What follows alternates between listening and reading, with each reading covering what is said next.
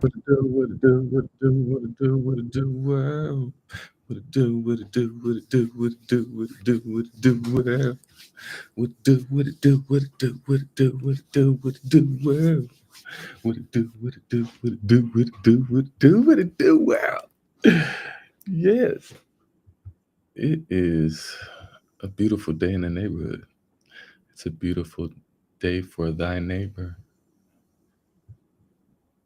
Do you still love my behind? Do you still love my behind after I done lost every damn thing and everything is rocking and rolling and I don't know what to do? Not saying me, but I'm just speaking for you. That something ain't right. And Gilligan getting off of the island, getting off of the land, getting sweat from the sky. Why? It ain't nothing, nothing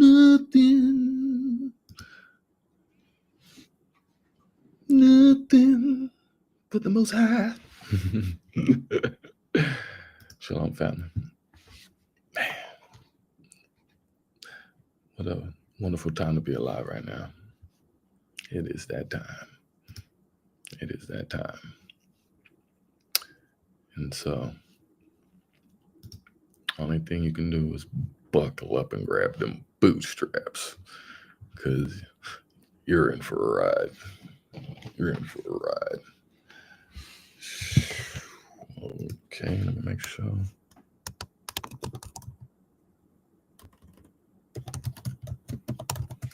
Yep, making sure everybody tuned in, tapped in. What to do, world? We are live on everything: Instagram, TikTok, Twitch, Kick, Facebook, X, and YouTube Live. What we have here is a host of very interesting things going on around the world. And only thing you can do is be all the way informed about what's going on, because, yeah, it is raining down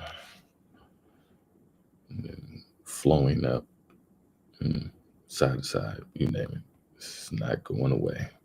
So, yeah, we got a host of events that are taking place around the world. And yeah, I didn't come on live yesterday. I had to just go check on family, and went down to LA and got a chance to see some of the stuff that happened. So it is really real, y'all. Folks have lost everything. Straight to jail, don't collect $200. And you can't even start on Baltic Avenue.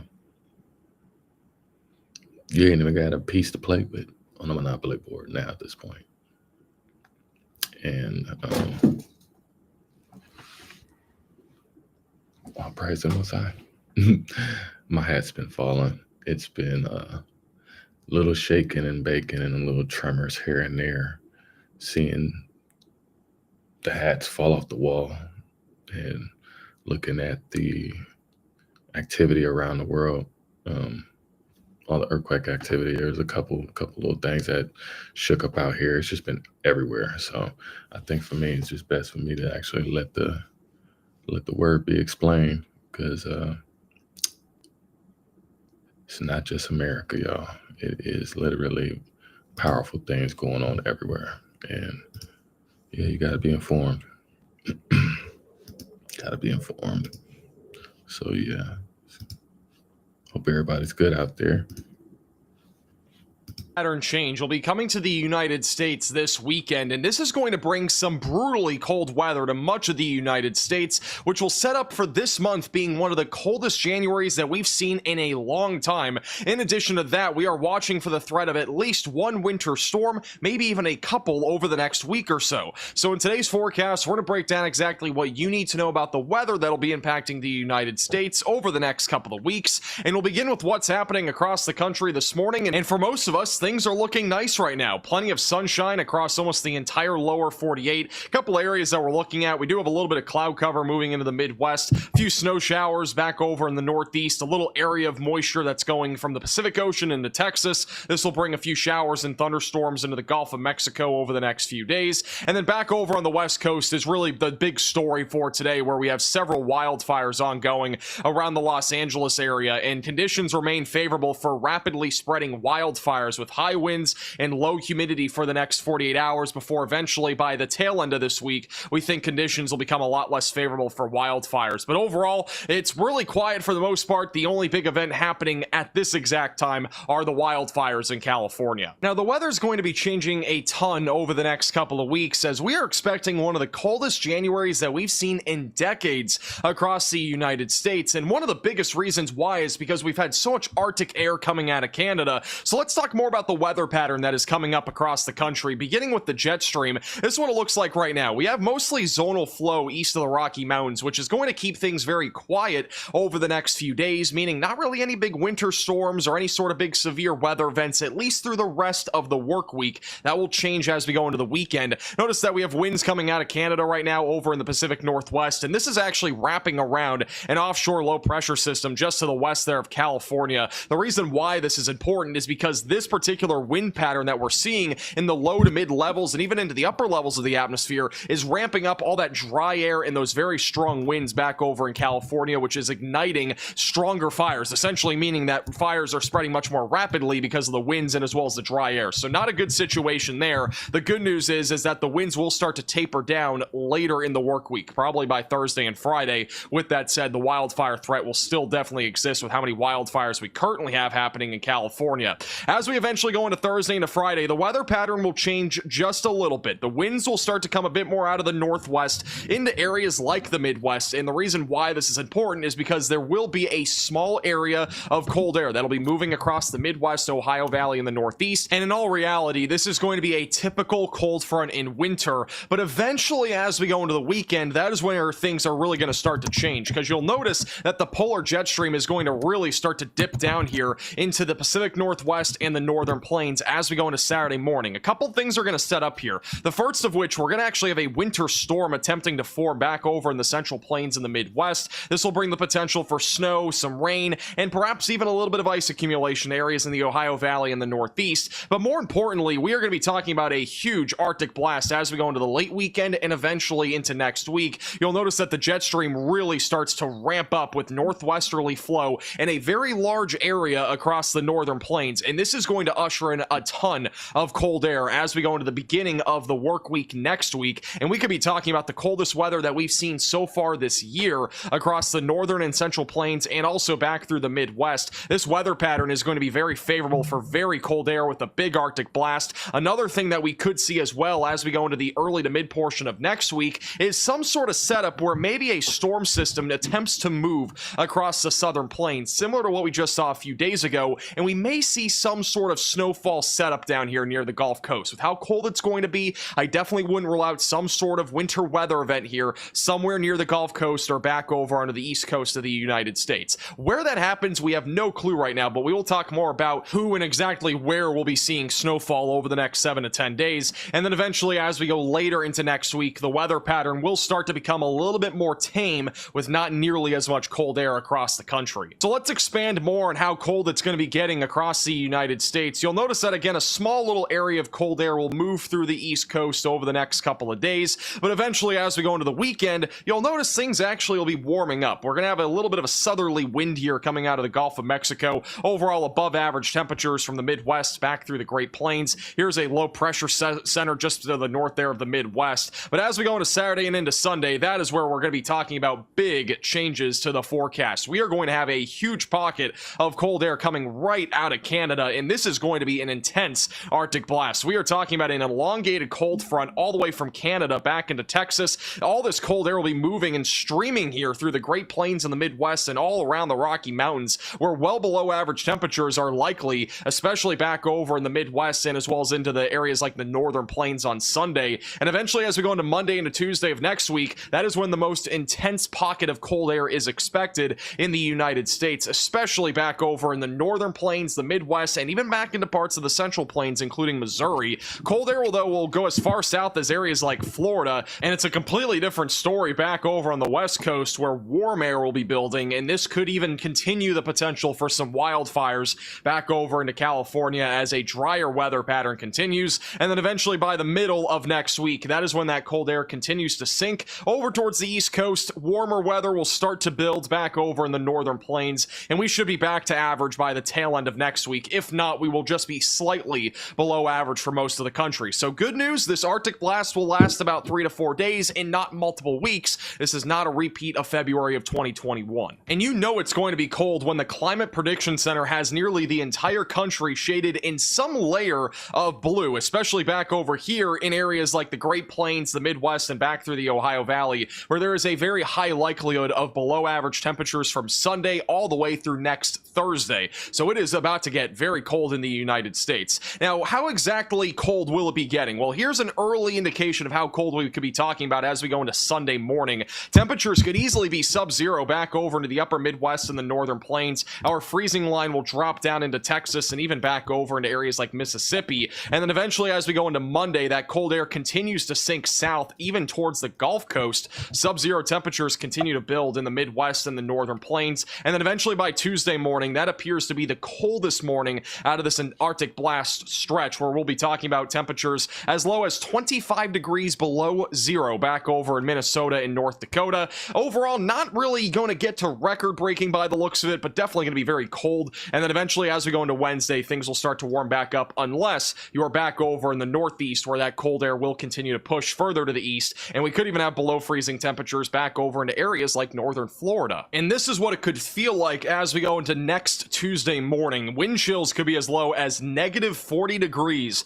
back into the northern plains. This could cause frostbite, so we're definitely going to have to watch this very closely. Sub-zero wind chills as far south as Kansas, even into the Oklahoma Panhandle, and back through the Ohio Valley in the Northeast do appear likely as of right now. Make sure you subscribe to the channel, and we'll continue to keep you posted with the latest on this big Arctic blast that is coming to the United States. Now, there is a chance for maybe 1 or 2 different winter storms over the next couple of weeks, and one that we have a pretty high confidence in is something that's upcoming as we go into Friday night and as well as into Saturday. We are expecting a large storm to form across the deep south, all the way back through the Ohio Valley and even back into the Great Lakes region, where moderate to heavy snowfall will be possible. Exactly where the heaviest snowfall falls is still a little uncertain. There is a chance even for a little bit of severe weather over here in Mississippi and Alabama, so that'll be something to watch for. As we go into late Saturday and into early Sunday, this snow will move into areas like northern New England and back through much of the Northeast, even parts of the Ohio Valley dealing with a little bit of snowfall. And then eventually, as we go into Monday, that clears out, and then things turn to the south or maybe even near the East Coast. I mentioned this at the beginning of the forecast when we're talking about the jet stream.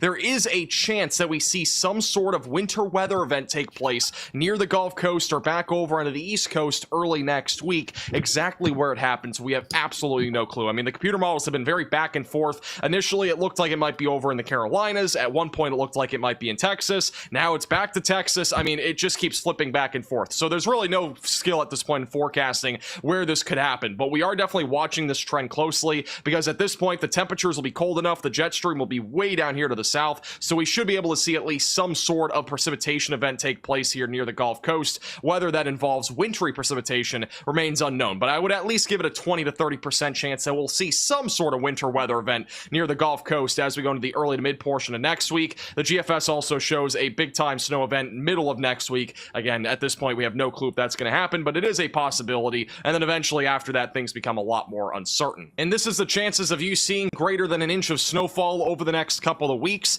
Overall chances are very low across the Gulf Coast and into the southern plains, but there is a chance, 10 to 20%. Can't disregard that. And then back over in the Ohio Valley and Northeast, as where we are expecting the potential for a winter storm as we go into the weekend. It is unknown if we will actually see winter storm criteria met, but we will likely at least see 3 to 6 inches of snow in many areas. As we get closer, we'll continue to keep you posted on the track of that and exactly where the snow falls. So make sure to subscribe to the channel. Ooh-wee. It's getting chilly. It's getting chilly. You got frostbite. You got all type of things. Ooh, it's getting chilly, y'all. Ooh, it's getting chilly. No, it was actually really freezing out here last night. I was driving through the grapevine, and the sky just looked beautiful. You see the whole alignment of everything. It was amazing. And yeah, as soon as I got over that grapevine, it was just an instant frost. It just crept in. It's like, ooh, I am here. So yeah, this is yeah. On one side of the coast, it's completely Clark frozen. County said its homeless council has issued a severe weather alert starting tonight through Thursday. During this time, the county sheltered capacity and offer more resources.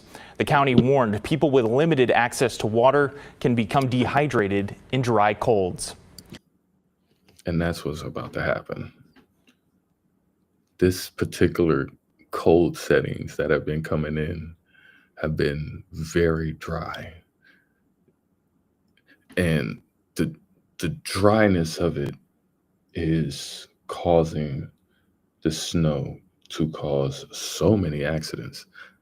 I'm not particular, on the difference between the wet ice and the dry ice as far as in the risk factor, which one will weigh more? Because I mean, wet ice definitely slushing and around and stuff like that. But that dry ice, yeah, that's something I've seen driving on the freeways. And so, yeah, just to be able to have to maneuver through dry air and getting that whooping cough. I just showed the other videos where, the kids were catching a lot of these different respiratory issues.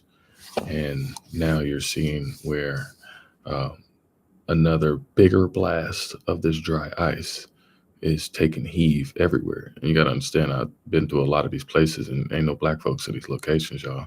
It's just everyone else. And so seeing the feeds and seeing how it's detrimentally affecting the hospitals are still overflowed. They're not speaking about that, but they're there, seeing the amount of people not being able to consistently go to work right now because they're just sick. I'm hearing the dudes that I'm even, broadcasting these on, they're ending up sick.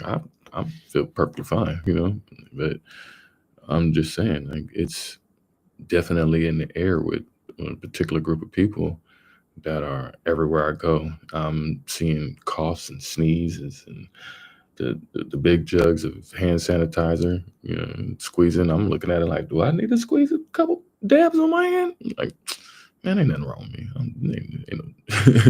Be at peace, beloveds. I have new information from officials about last night's devastating fire in Hartford. We're learning the fire forced 23 people out of their apartments on Wethersfield Avenue. 21 adults and 2 children, who together make up 7 families. Firefighters rescued 2 women last night as well after showing up to that hectic scene just after 9:30. We are still working to learn how the fire started. We'll keep you updated. So just as much as you have the firefighters working on the East Coast, they're working drastically even harder on the West Coast because you got this big old blaze going on. And you have many different cities and states that are sending their firefighters and volunteers to these locations to be able to assist in the fires.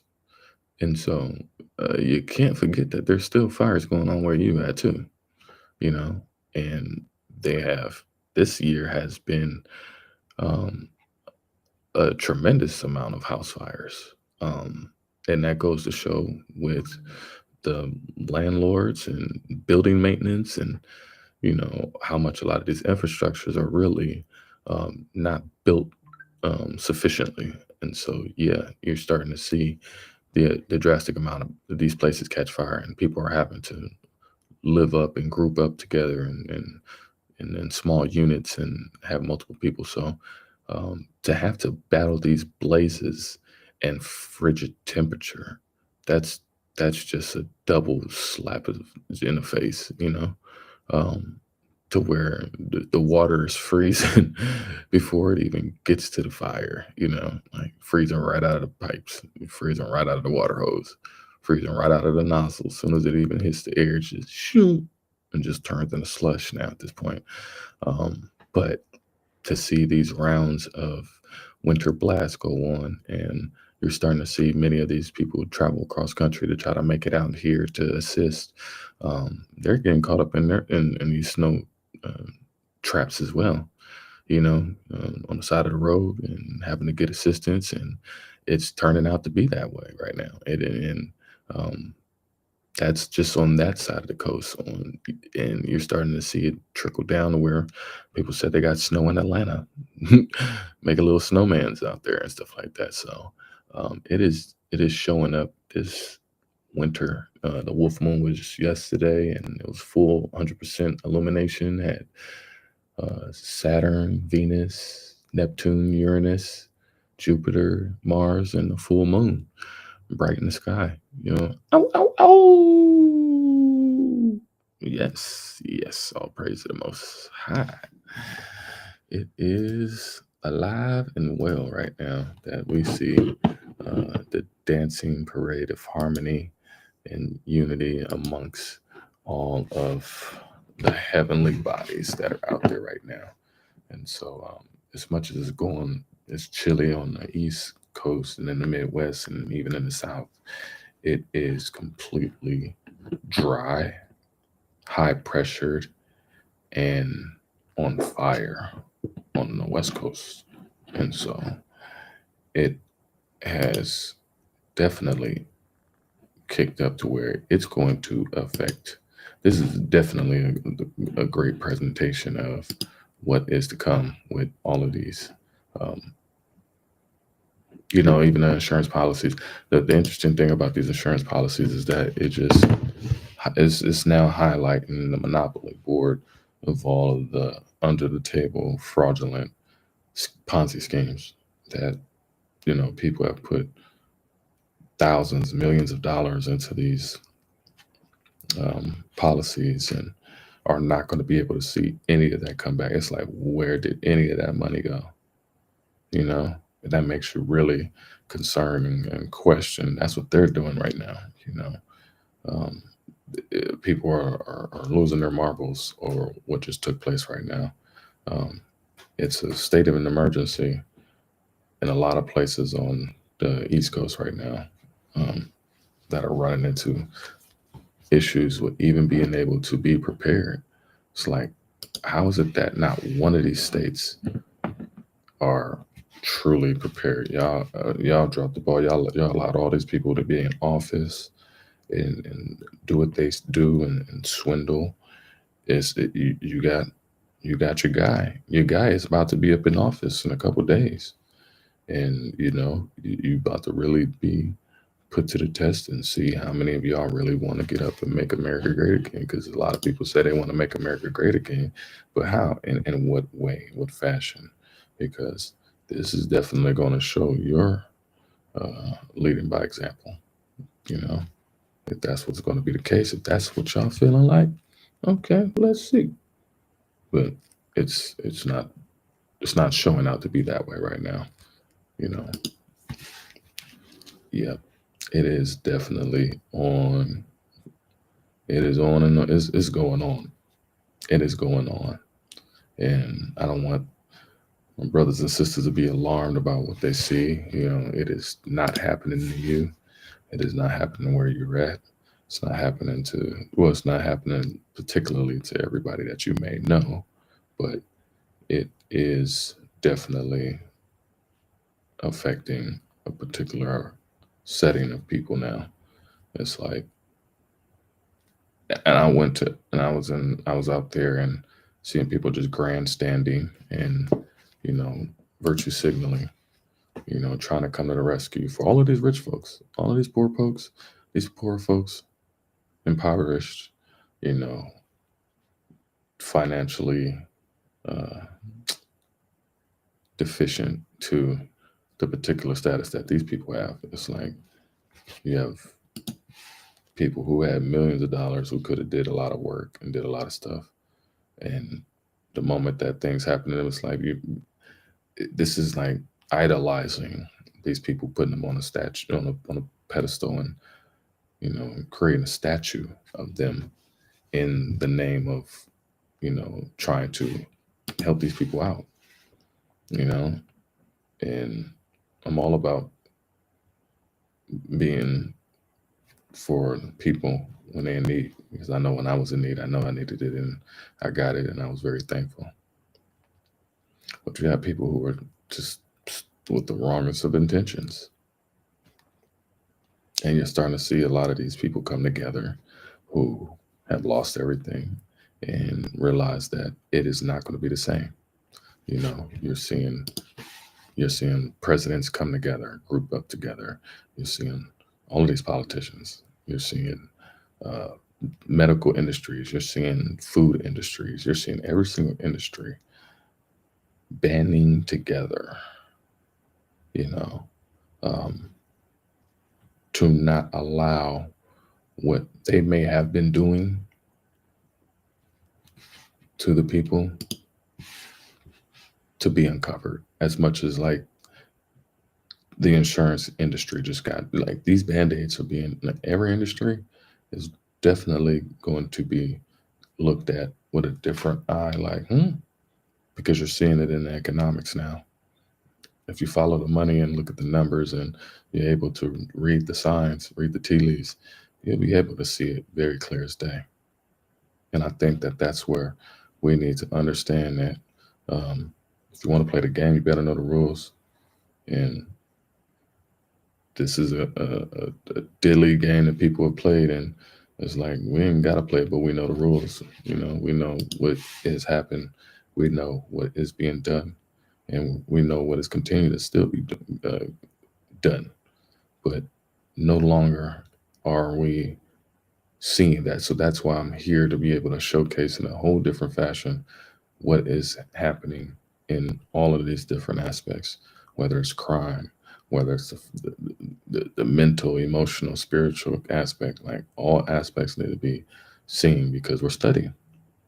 If we're going to be studying, hey, we need to be, getting as much of, gathering as many notes as possible to be able to, when the tests and the quizzes pop up, you can be able to pass them with flying colors. Help pours in from everyone. Everything is coming in so many different directions. Hold on one second. I got somebody. Let me make sure I got that. Matter of fact, while I'm doing that, I will play these, because it is under the sea. Under the sea. It is under the sea. You are seeing everything, and we are not going to hold back. We're going to let you know that we are protected. We are safe. We don't need to be getting all alarmed and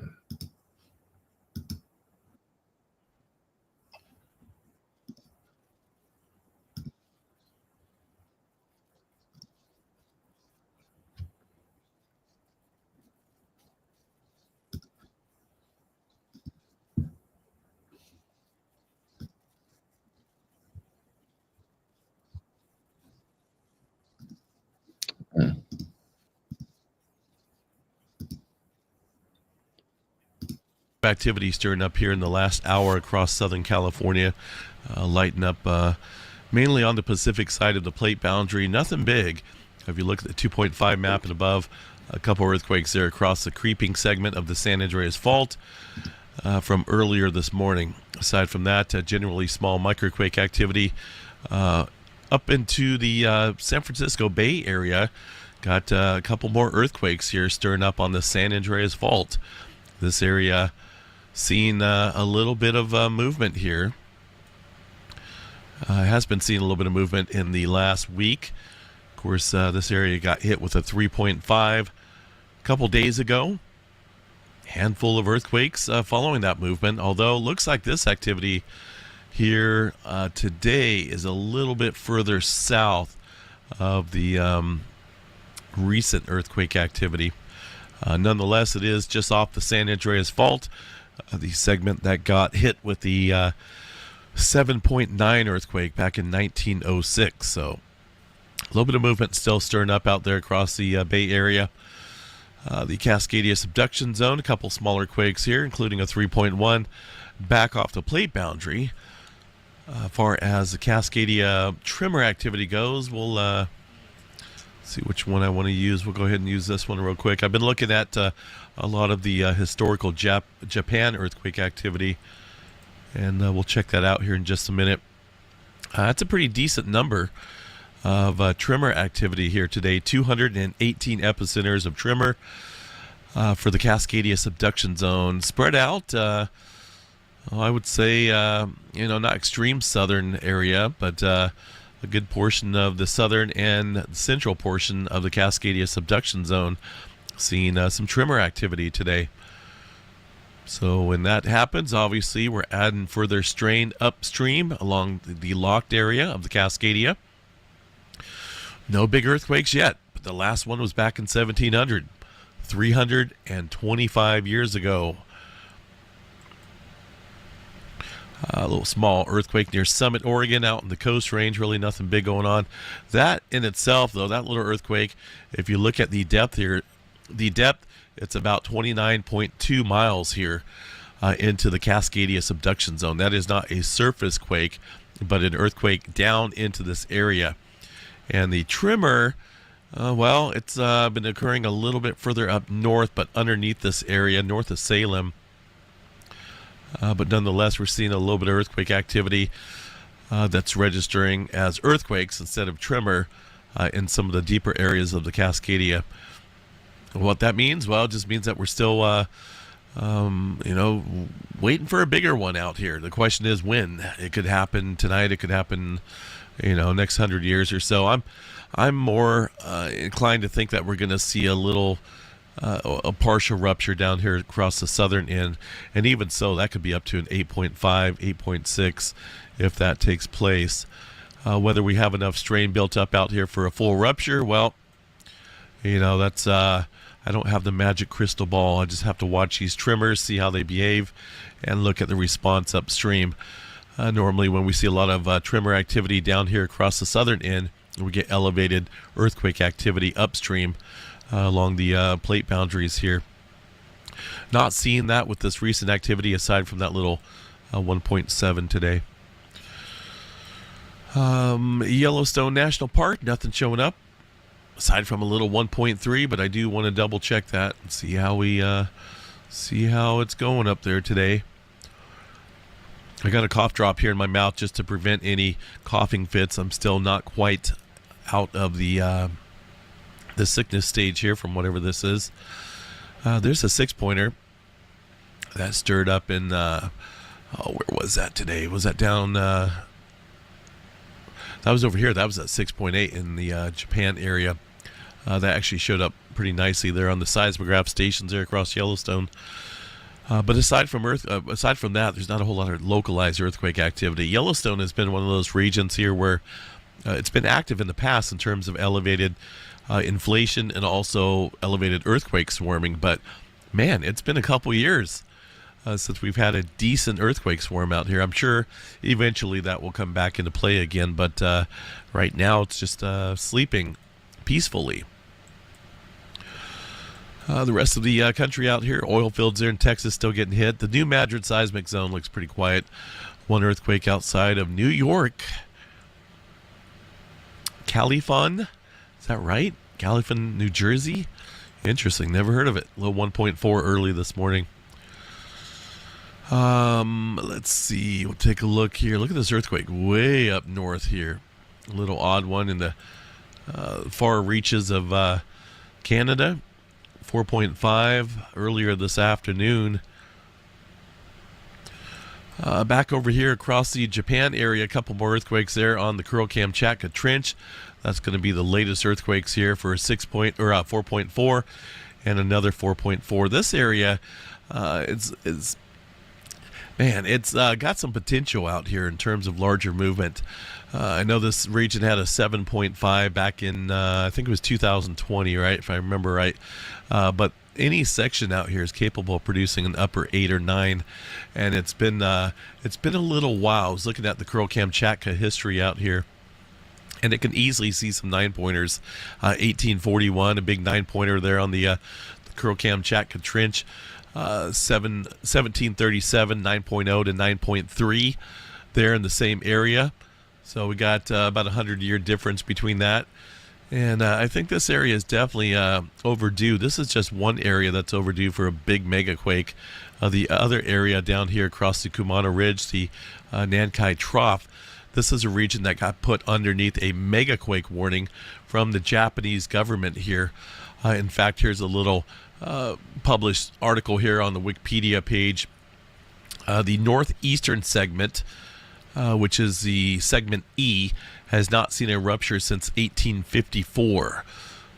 So other segments have seen a rupture back in 1944, as listed on one of these maps here. But the Japan Meteorological Agency there warned that the risk of a megathrust earthquake on the Nankai Trough is relatively higher than usual. This was made back in August 2024 and issued a caution warning for the first time in Japanese history. Even though there's they state here there's not an earthquake imminent, though the probability was higher than usual. And that makes sense here with the amount of time that has passed from the last segment of earthquakes here taking place here across that trough zone, and also relatively the elevated earthquake activity around this region, including this area over here that's seen the 6.8 here today. That is not really, it doesn't look like it's on the Nankai Trough here. That's a little bit more over on this region. But it's still interesting because this is some elevated activity. This is a region that had a 7-pointer last year. That is still adding strain here. We haven't seen any major adjustment here, but I think it's coming here pretty soon. Now, if we go back and look here throughout history, this is a simple layout. We could either go with this model or we could go with the other laid out model. The last earthquake here was back in 1944 and 1946. As I mentioned here this morning and last night, that these earthquake sequences here, the segments of the Nankai Trough, rupture in segments in certain fashion, so to speak. So say, for example, back here, 1944, December 7th, there was a 7.9, which was a rupture between C and D. It looks like a couple weeks later and a couple years later, an M8 struck the other segments over here, A and B. Now, it's not always a couple years here. Sometimes it's a couple days or hours, such as 1854, when C, D, and E ruptured here, resulting in an M8.4 earthquake. And then one day later, another 8.4, same year, same date, except for one date later, A and B ruptured over here. So when things rupture out here, they tend to happen in pairs. So again, the last rupture for E was back in 1854. So they're expecting, something to happen here pretty soon for this area. The average intervals here run between 60 or 90 and about 200 years. So, think about it, 1854 for segment E, 1954. There's definitely some time out here that has passed. And with all the recent activity around this subduction zone, definitely keep an eye on that for some mega quake activity. Looking out here across the rest of the model, see if we got anything significant going on. Return of deep activity here across the Tonga Trench for a 5-pointer. There's all the activity stirring up there in Japan. Older activity here across the Indonesia Islands area. A lot of red color rings indicating that older movement. Just about ready here to drop off the earthquake 3D globe. So not a whole lot of new movement happening here. Some newer adjustment across the Kuril-Kamchatka Trench. Far as Middle America Trench here, got a little 4-pointer stirring up here. It looks like nothing showing up on the USGS map, of course, but there is some increasing movement out here. It looks like South America area, just very typical down there. Really nothing of any major interest. I mean, it's like that on any given day. Alaska area, roughly about the same. Some further movement way up north here, it looks like, into northern Alaska. Although I'm not seeing anything of significant activity, just a slight increase out there across the Aleutian Trench and the subduction zone here, major subduction zone where, well, 9-pointers can happen as well. Anywhere there's a major subduction zone like that, we can easily see 9-pointers. All right. Let's take a look here and see Hawaii 3.2. Where was that? That is just off the lower east rift zone. It looks like 2.9. But that's about it. Earthquake activity out here has relatively died off completely. Let's check out the latest webcam there across the Kilauea Volcano Summit. Still showing some luminescence here of the older, well, there's still a lot of magma down there, right? So it's going to glow for a little bit, still a hot spot area. But as far as the eruption stage goes, we're not in that yet. If we look at the deformation data out here in the last couple days or so, kind of going back down, which is common there across any hot spot area.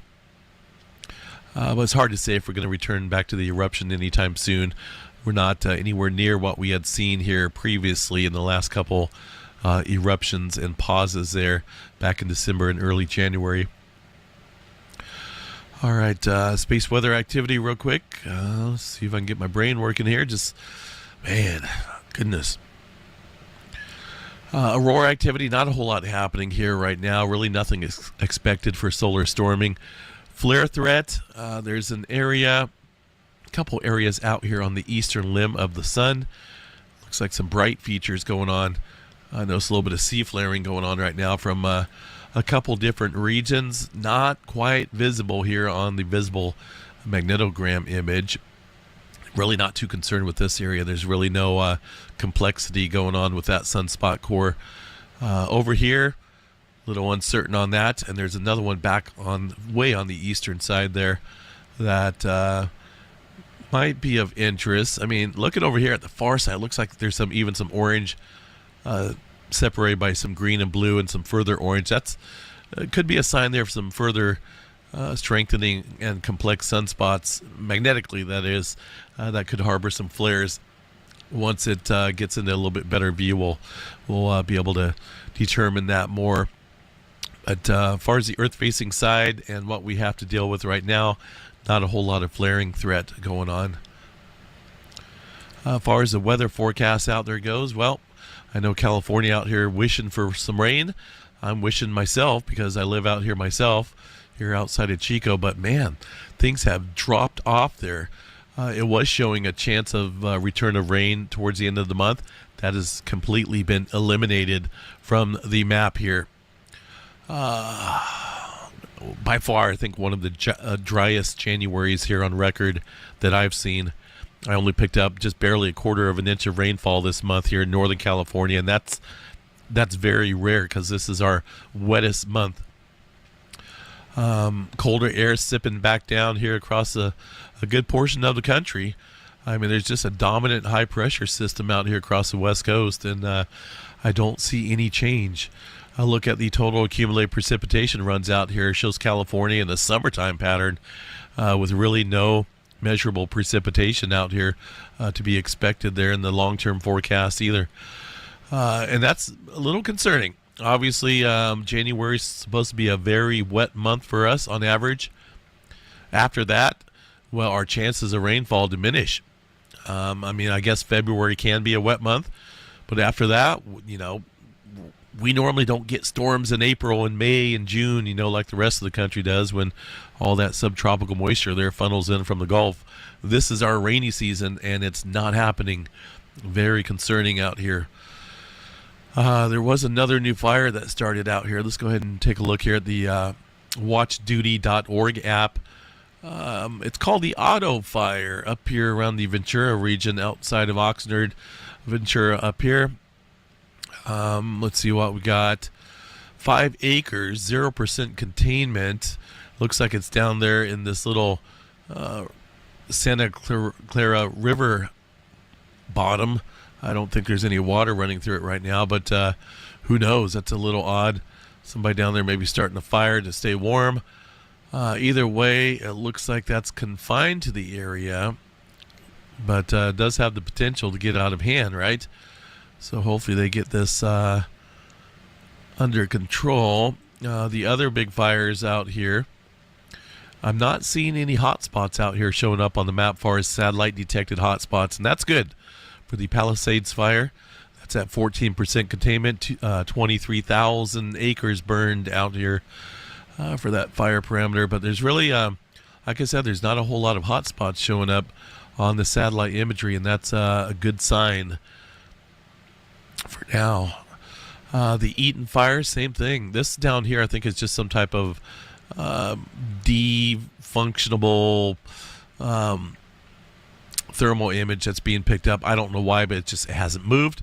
It's just that's just what it is. It's been like that on all these maps here recently. But as far as any fire hot spots being detected out here for the Eaton fire, I'm not seeing anything showing up on there either. So that's good news. Nothing really showing up there across the imagery for the webcams. As far as containment goes, 33% containment, 14,000 acres burned with the Eaton fire. All these other smaller ones look like they have been removed from the map and dissipated. So we'll continue to watch that. Obviously, what's today? Today's Monday, right? Yeah, tomorrow's supposed to be a little bit windier out here. So watch for some new fire starts. Let's take a look at the wind right now, see what we got. Not a whole lot of stirring up out here across the area of Southern California for wind values, but that is expected to increase on the day tomorrow. Nothing like what we've seen here last week during the starts of those big fires, but there's a little bit of wind potential out here, offshore wind. So I'm hopeful here that that's it. But things are so dry out here right now across California. Not a drop of rain in the forecast. It's literally unreal.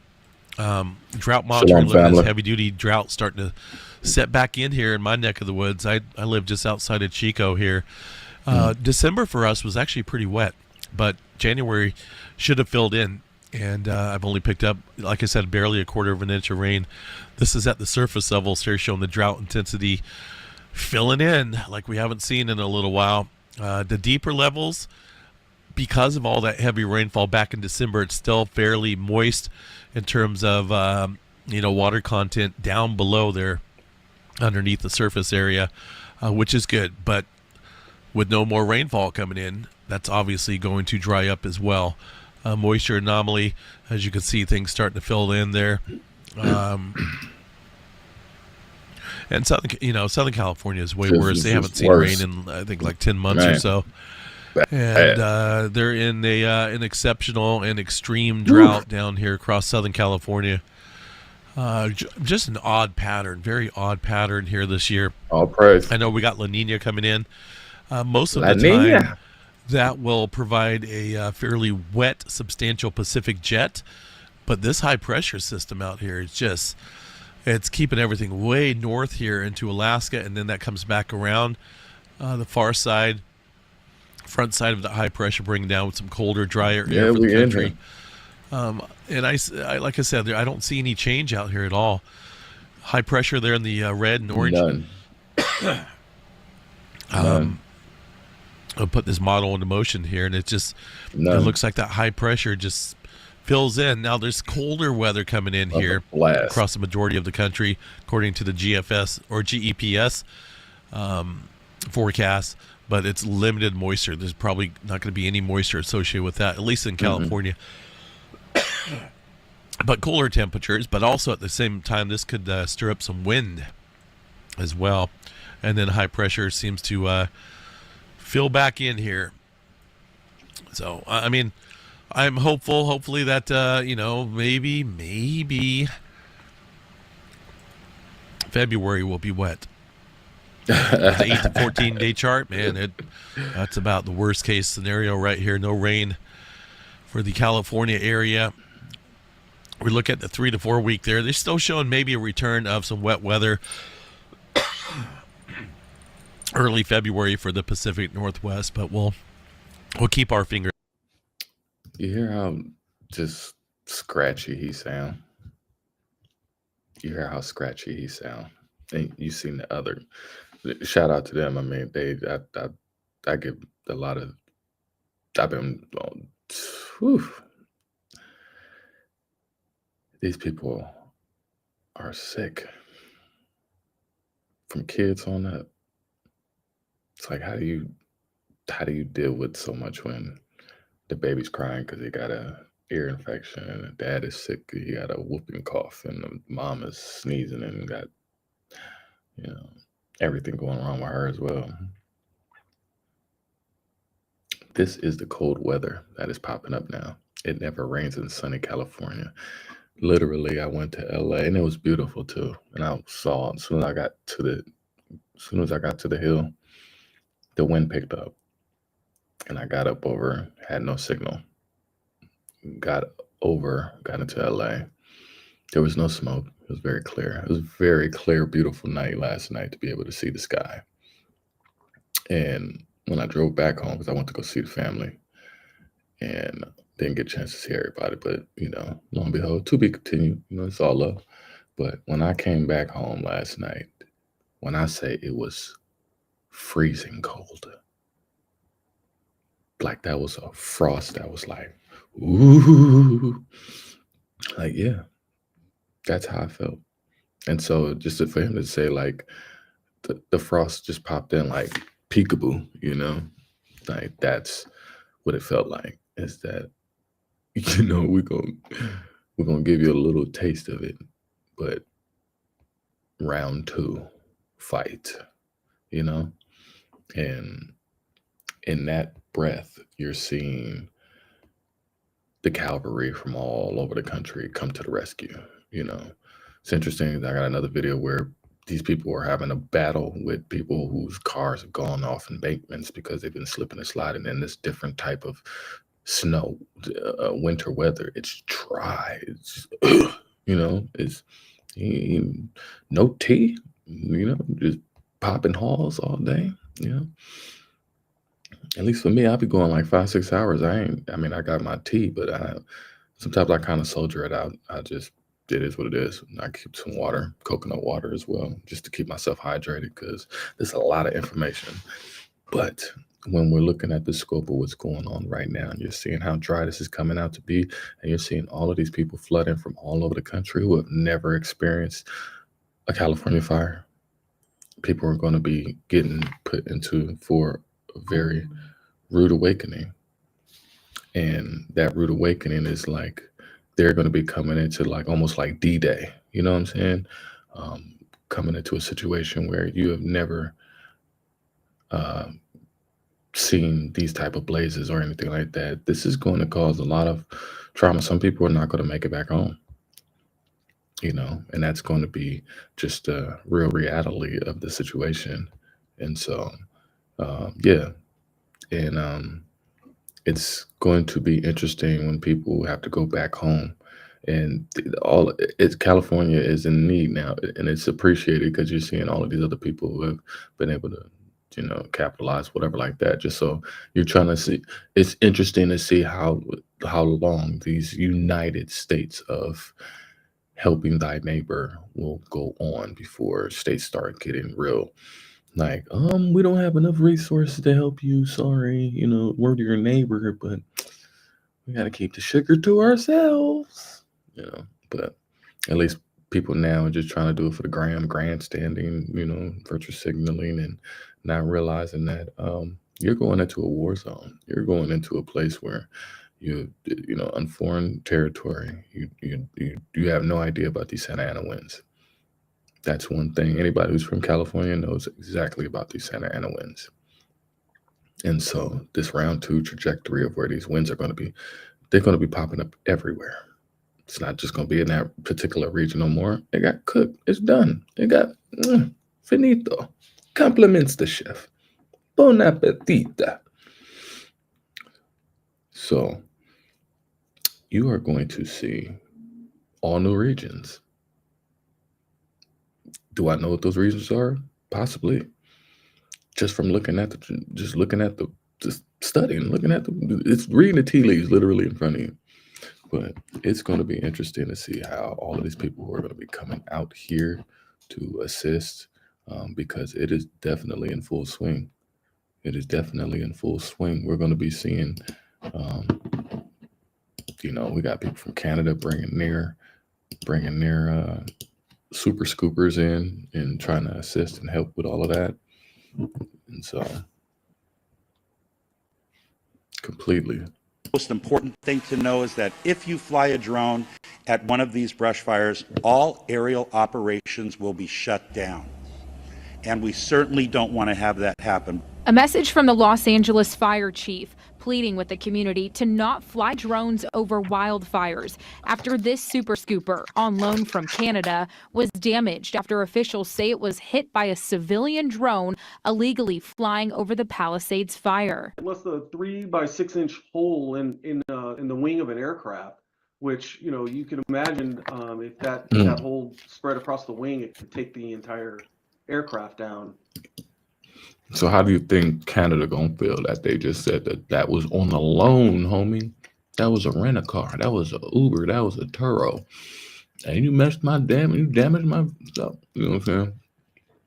You're gonna start seeing that where people gonna get mad because, oh, your fire killed my husband. If you guys would have been able to take care of you, it's gonna be a lot of blaming. And now we're dealing with a plane crash in the middle of a historic wildfire for Southern California. This plane had to be grounded for several days, a massive loss in this firefight, as it's able to scoop up thousands of gallons of water. Fly them around other places, but don't fly them around our wildfires. It's a message that has been echoed here in Arizona. In multiple wildfires last year, fire officials had to pause much-needed air support while battling the flames because someone was flying a drone in the area. Unfortunately, it's becoming more of a common occurrence these days. Tiffany Davila with the Department of Forestry and Fire Management says drones can cause a mid-air collision or pilot distraction that could lead to a serious or deadly accident. It really does make a huge ripple effect in the firefighting efforts, from grounding aircraft to pulling resources off of the line to property protection and overall public safety. Now, Davila believes lots of these drones are there over the fires for social media, so she says it is not necessary for them to be there. So these people It's a slippery slope, y'all. Are not only risking safety, but it's also illegal to fly drones over a wildfire. According to the FAA, violators can be fined up to $25,000 and criminal prosecution. In the studio. Well, why y'all can't find them? Why y'all can't find them? Those drones can't go too far without the person being in the vicinity, right? Man, it's bad outside. When it's cold outside, Esau just caught a stray. Well, today will be a crucial day for firefighters battling thousands of acres of flames across Southern California. Winds are expected to pick back up. Those severe fire conditions are expected to last through tomorrow. And because of the wind, a utility company will start shutting off power today. More than 12,000 homes and buildings have been damaged or are gone. 24 people killed, and hundreds of firefighters from across the country and the world are on their way to California to help battle these flames. Right now, Dallas-based Texans on missions are on the ground to help those thousands of people who had to evacuate or they lost their homes in the fire. Yeah, we are joined now by Rand Jenkins to Everybody's coming to save the day. Well, shit is still going on where they at. give us a better idea of what that situation looks like on the ground. I appreciate you waking up extra early for us with the time change, Rand. And I just was hoping you could share with our viewers what you are seeing there. How's the situation? Well, the situation is much as you would expect. There's this heaviness with people here, but there's also this desire to plug in, to find community, to find people to share your story with of what you've been going through. So there's a heaviness, but people are still looking for that hope. So we understand that there is It's getting kind of heavy. It's getting kind of heavy. Giggity face. It is getting heavy. So let's see how long you can carry this boulder. How low can you go? Can you go down low? Can you go to the floor? Can you go low? Some equipment that is headed to the area later this morning. What are you all sending? Correct. One of the first things that we're sending out today and tomorrow are shower laundry units. Just think if your house was on fire and you grabbed something and you grabbed a pair of clothes and what you had on, then you have no way to wash it. So we have volunteers that come out, and while you're having a meal, having some coffee and talking with people, your laundry is being done for you. So it's one of those tasks you don't have to take care of. And it's like a warm hug from your neighbors in Texas. We've got a lot of California transplants here in North Texas. I was talking to a friend in Los Angeles. Yeah, this is way more than a warm hug, sir. This is an extra spicy burrito. This is not your grandma's Snuggie.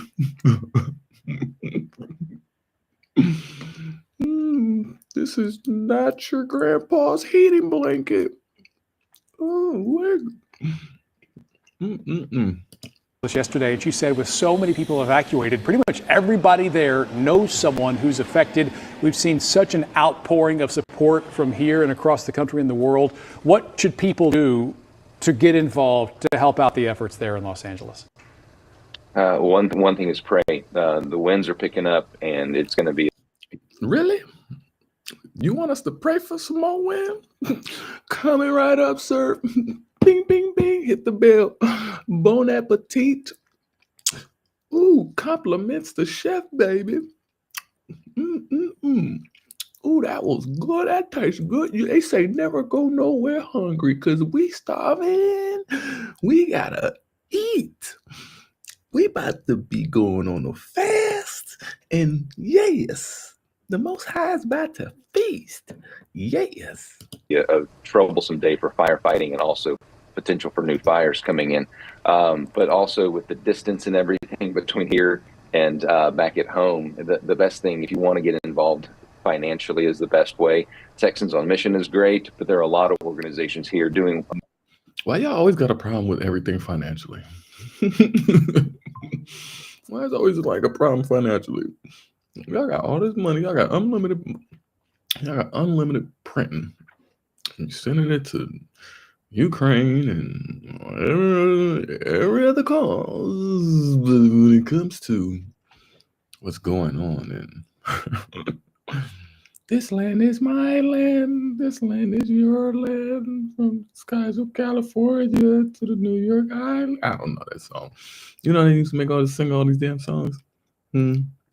It's like the itsy bitsy spider went up the water spout, down came the rain and washed the spider out. They just got washed out.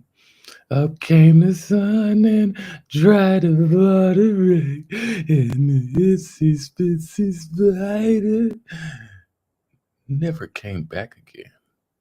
All praise to the Most High. Amazing things. And the local volunteers, the local churches are really embracing their community. It's fantastic to see how they're coming together and just putting their arms around their neighbors at this time. Brad, we appreciate you again waking up with us. We hope you all stay safe out there, and we wish you the best. Oh. Let's see if you can get them same things to be said before. Because people are angry. They ain't trying to hear it. Anger grows over wasteful Hollywood stars amid the ongoing LA fires. Kim Kardashian has been accused of squandering vital water resources that could have been used to save homes. While strict restrictions limited residents to watering their gardens twice a week, Kardashian was fined for using 232,000 gallons over her allocation because she could afford to do so. Kevin Hart was also fined for exceeding water usage limits at his LA home, as well as Sylvester Stallone. With fires raging across LA, critics slammed these figures for prioritizing luxury over conservation, with some of the rich people even hiring private firefighters at $2,000 an hour to protect their homes. I hate that they put the music in there. They didn't even need to do that. So You know they're gonna start flagging our channels now.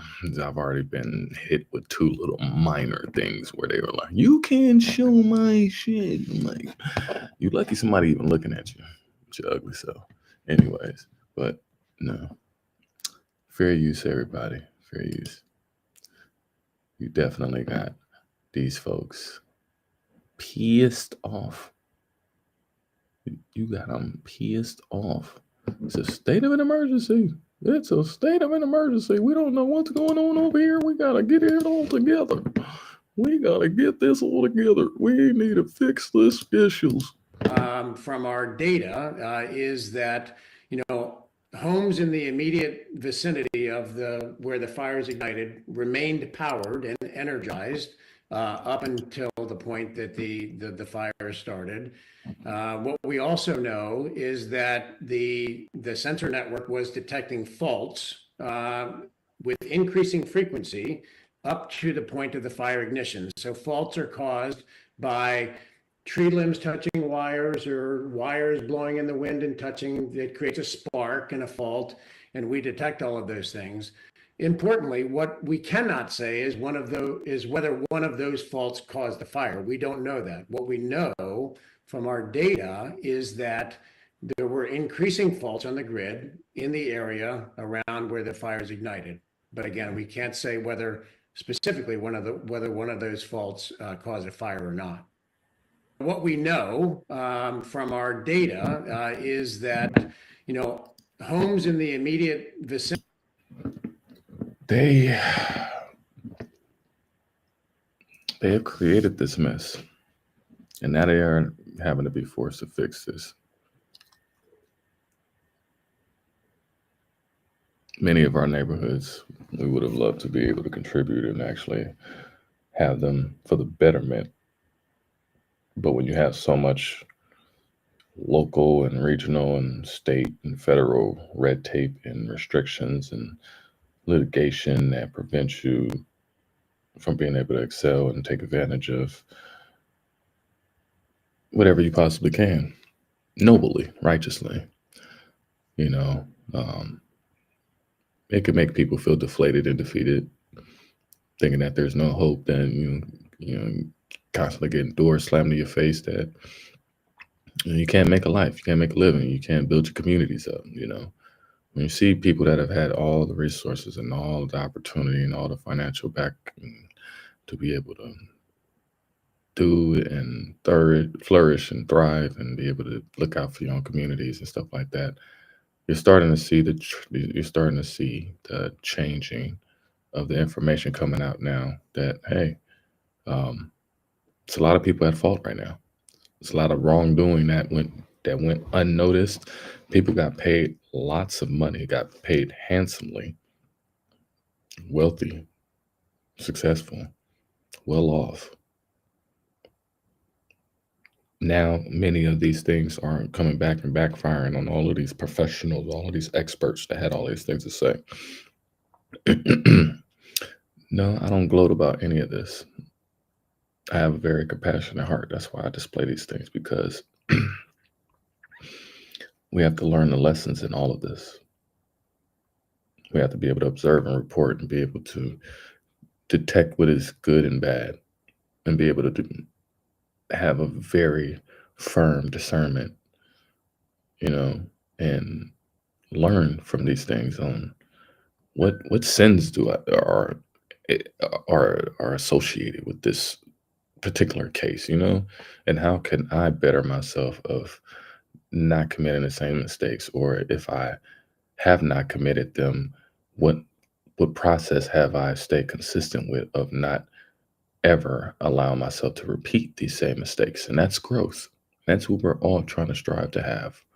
When you get knocked down, that's where's your heart at, and that's what allows us to be able to grow into the people that we have become. A lot of us were not supposed to be here, but we are here, beloveds.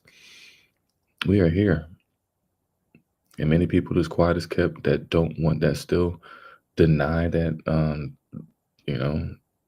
they're not supposed to be there and they don't want to be here. It's like, fine, well, hand over the blessing. Yeah, I ain't gonna sit here and fight you. No, I'm not going to I'm not going to drag on your ankle like Samuel L. Jackson in Django with the white slave master.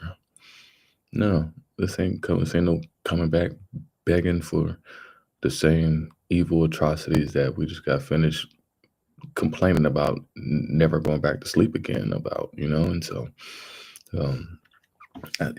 just to see that it's time to be able to recognize that there's been many people that have been put in place and have not done their job, and that's being shown a lot more right now.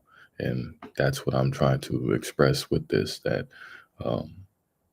many people who could have had a greater opportunity to make things better, it wouldn't have been possible until now.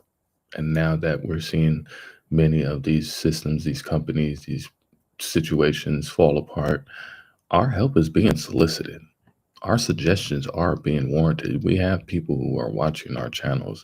We have people who are flagging our channels. We have people who are interested into finding out whatever they can find out that will help mitigate that. Even today, like, you got people that are trying to combat the truth now in fear of what they have been accustomed to thinking they know. And they're coming after our leader. They're coming after me, coming after Big Judah, coming after Big Levi, Lisa Cabrera, you, Jason Black, Remedy H, you name it, Professor Black Truth, Tariq Nasheed, all of the great brothers and sisters throughout the world that are making these things happen, that are consistently, consistently making sure that our people stay informed.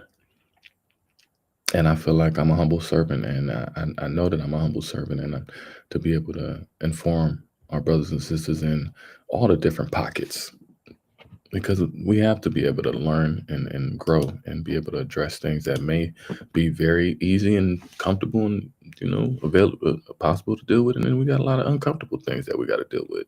So the better and sooner we deal with them, that communication is the key to healing it. And key to healing. Understanding is the key to healing. Just understanding that, hey, it is what it is,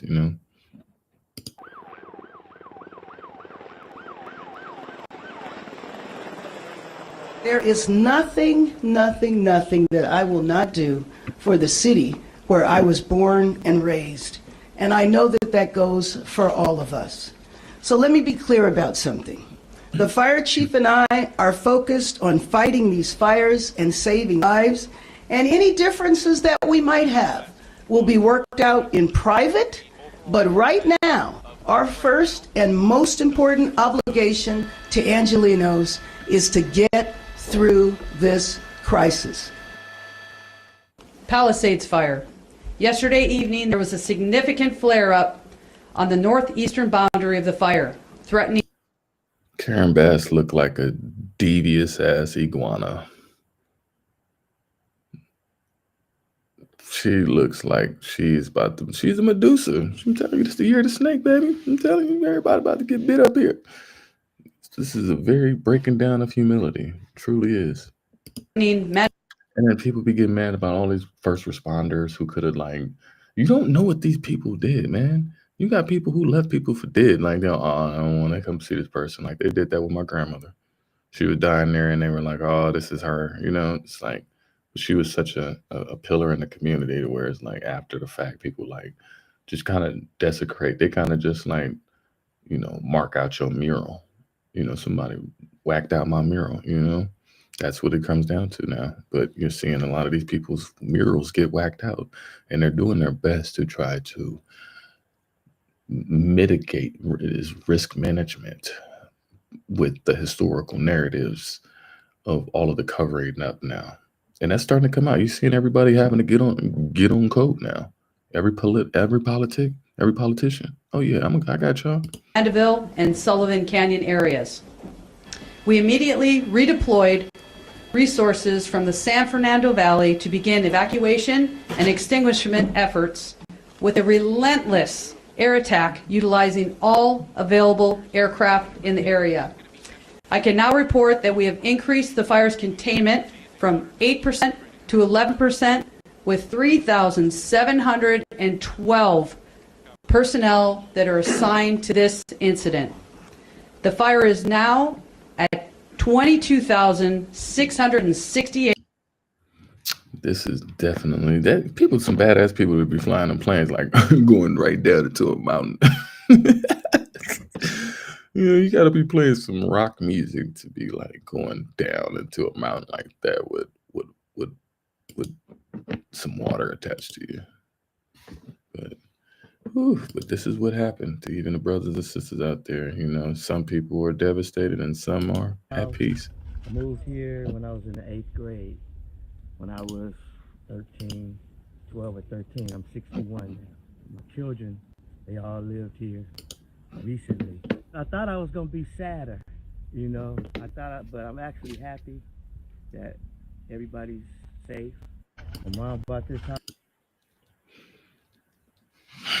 I appreciate his energy because that's how I know I had to be during a lot of my own situations. And that just makes me feel just, you know what I'm saying, appreciative of just like how hard and how far you've come, you know, to be ye separate, saith the Lord, and touch not the unclean thing. As much as those trinkets of Judas are so shiny. They shiny, they glimmering, they, you know, it just twinkles in your eye, the oohs and ahs, and it's like, thank you, Most High, for allowing me to just have the strength to be like, you know what, thank you, but no thank you. I'm gonna stay in the Word. I'm gonna walk this path. I know there's a fork in the road, but those two paths, I don't know about them. Let me take this unbeaten path that the Holy Spirit is guiding me to this direction. And yeah, there's no trail, but I know that there's a sense of keep on going. You're gonna get to where you're going. You know, you may be going through the thick of the weeds, and you're like, man, why am I getting stuck with thorns?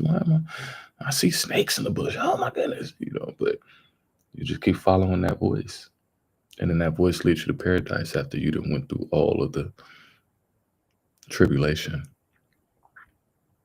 to be finally at peace with something that could have been destroying you, making you sick, you know, making you crazy over hoarding and keeping these things. Oh, I'm gonna be Scrooge McDuck. I'm never gonna let nobody come over and stay in my house. You can't breathe in my house. Take off your damn shoes and put on these footy booties, these footies, you know, you know, put on this hazmat suit, you know, and lo and behold, you know, it kind of just, you get snapped into reality. You know, you get snapped into reality. But you're seeing all of these people who are grandstanding, and you know, everybody's taking a rightful position and just, you know, following on code. You know, you would think that, you know, this ain't nothing but like a political rap battle. You know, it's like they all good, they all cool. Look, tap on the side. Hey, what's going on, brother? You know what I'm saying? Hey, what's going on, brother? You know what I'm saying? What's going on, my guy? Hey, good to see you. You know what I'm saying? Yeah. Yes. Regardless of people, everybody done got their emotions all wound up on either side of this. It's like, dude, they've been in on it this whole damn time. It's like, man, it's right before your eyes. Don't believe me. Don't believe me. Just don't believe your lying eyes. Your eyes is just lying to you. I don't know what your eyes is telling you to look at. I don't know what you're seeing. But yeah, no. Well, it is 5:42 and a live look this morning at the U.S. Capitol in Washington, D.C.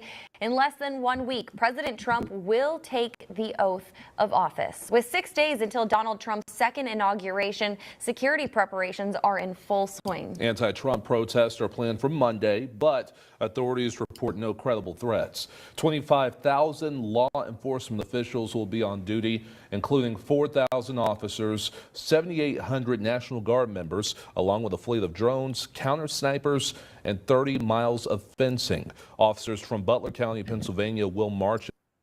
Is he about to get that treatment every damn where he go? Because he done been damn near popped twice. Is he about to get this treatment everywhere he go now? In the inaugural parade. Meanwhile, there is a new glimpse into what the Trump White House could look like. It'd be interesting, like, you put all that extra peanut butter and jelly on the damn sandwich, and it still don't work.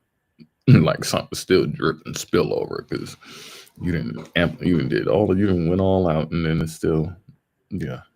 Mm-mm-mm. This election really isn't about the left versus the right. It's about we the people choosing our government and the choice between freedom versus tyranny. Today, the Secretary of Defense nominee, Pete Hegseth, is facing his confirmation hearing. Some senators claim that they were denied access to his FBI background check. Hegseth These people are going to be in for one hell of a one hell of a shopping spree. They're gonna get all of the supermarket sweep. They're gonna be running down all the aisles. All the turkeys gonna come out. All the hens. All the Karens. These people gearing up. It is not over. And while that's going on, you got the regular people having to figure out to assess really the magnitude of this situation. Law enforcement ending escorts for residents hoping to recover anything they can in the rubble, locking down ravaged neighborhoods. A lot of these areas still look like they were hit by a bomb. There are live electrical wires, gas lines, and other hazards. We want to make sure you're safe. Firefighters continuing to battle along the front lines of the blaze, some for days without sleep. We're going to keep fighting this fight. We're going to get this fire out, and we're going to rebuild. It's interesting they said that for hours and days, and the people that are out there working on them lines, it's like the people that are locked up from prison. You know, like they are just super slaving them out in that heat right now. And they only make like $1 a day? Man, but then you send in the brigade from everywhere. Pouring into Southern California, including Now, these are firefighters from Mexico that are coming to help with the blaze in California. Now, mind that Mexico just went through an earthquake yesterday. I just showed it. Well, not yesterday, but the day before.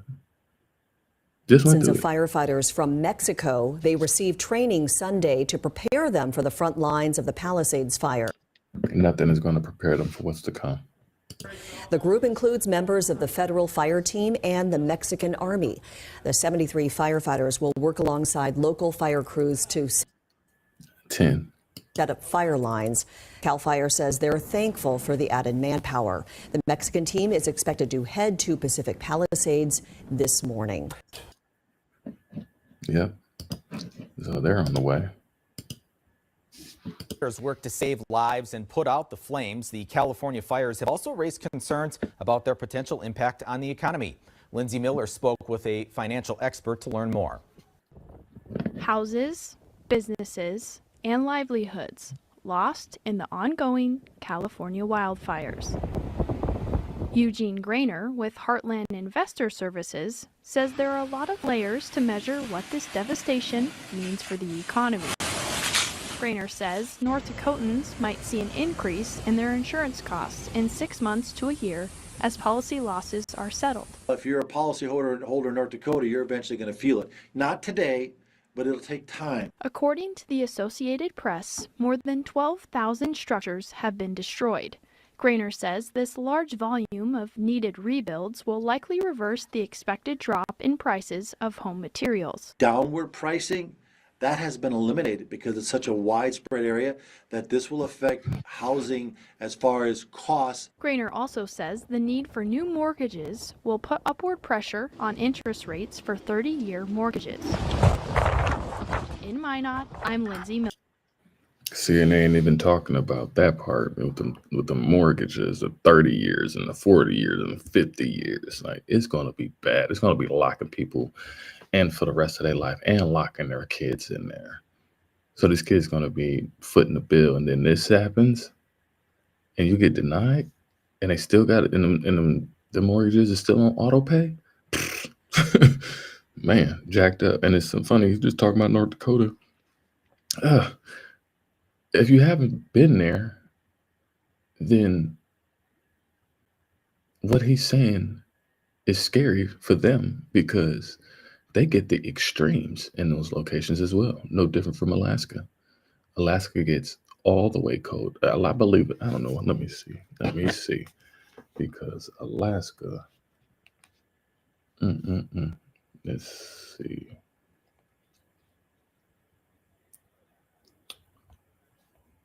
Currently, right now in Alaska. Oh, it ain't bad right now, but negative 12 degrees.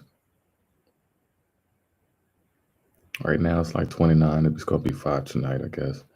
But negative 8 degrees, negative 12. Yeah, it get like that out there. And then when that summertime come around, it get hot out there like that. So same thing with North Dakota, Montana, South Dakota, Wyoming, Idaho. All of these regions are going to experience this. So we're going to see how many of these same California firefighters come out and help them. We'll see how many American firefighters go in to help Mexico. So we're starting to see the "what have you done for me lately" aspect taking effect now, because people are going to be wanting. They're going to want to be what is the word? Uber fee. You know, just like Canada was like, "Oh, I'll loan this to you." You know, so it's going to be strong arming people, because these events are going to be so intensified, and they're going to be so labor intensive and labor, and that's what's going to have to put out these fires. So if you got people who are battling these things day in and day out, and it looks like no end in sight, that's going to mess with a lot of these people's mental capacity to handle any of this stuff. A lot of people are going to break and crack, and I'm like, oh damn, this is just way too much. That's what it's turning out to be right now. You got people really on the fritz about their financial situations. I ain't even gotten to that part yet. To where you got people who are you got firefighters having to put out their own damn houses right now. That's what it's come down to where they're putting out their neighbor's a neighboring EMT or a neighboring cop, because these are all the people that are in these these prestigious areas. And you got the bootlickers. So yeah, you got people coming from everywhere, jockeying position. And right now, a group of firefighters from South Texas, including some from Houston, are offering a helping hand. A strike team left the area Saturday morning. This afternoon, we've learned they have arrived in California. This group, one of many teams from across North America, have been deployed to help battle the wildfires. Yeah, got more.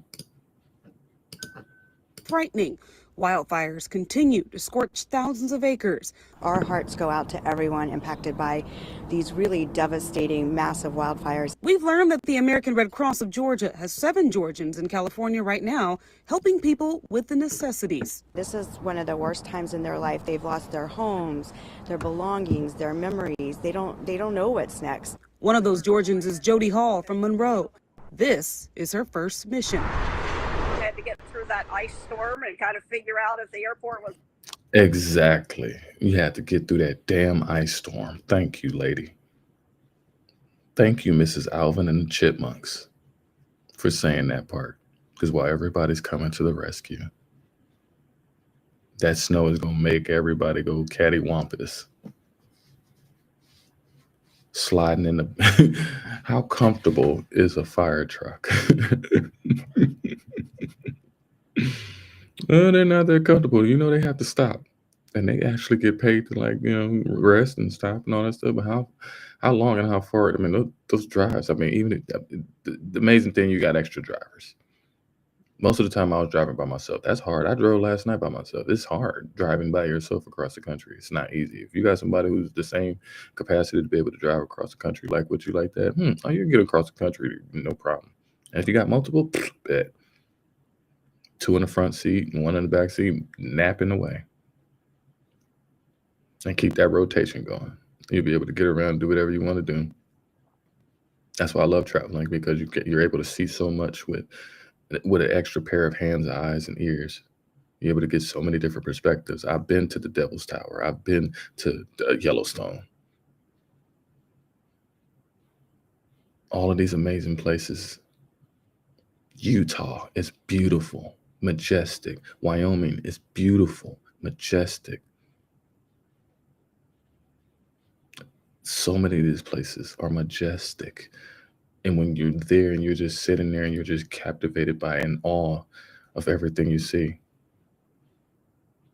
This is every location, and the beauty of these places are being reset or re-rinsed by removing the people that are on the lands. And people are leaving their lands and going to help others, and then lo and behold, come to find out that you come back and home to your place all jacked up too. Was opening back up, and if we could get out. Hall is situated at a fulfillment center, helping shelters get supplies to people in need. We take orders in from each of the shelters of what supplies they need. We take a look at the warehouse. We take a look at the storage trailers. There are people in those shelters, I think, who have lost everything. And so what they have there with them is what they have left. There are people who need help, and I would hope that if I went through a similar situation, that there'd be people there to help me. That's what we thought with you guys, but you guys actually did not help. Not one bit. Not one bit. You guys actually did a lot more damage than actually helping.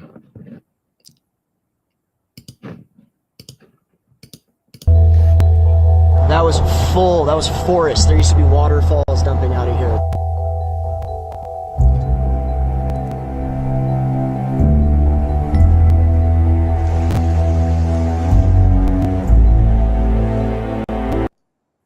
I hate that the music is on right now.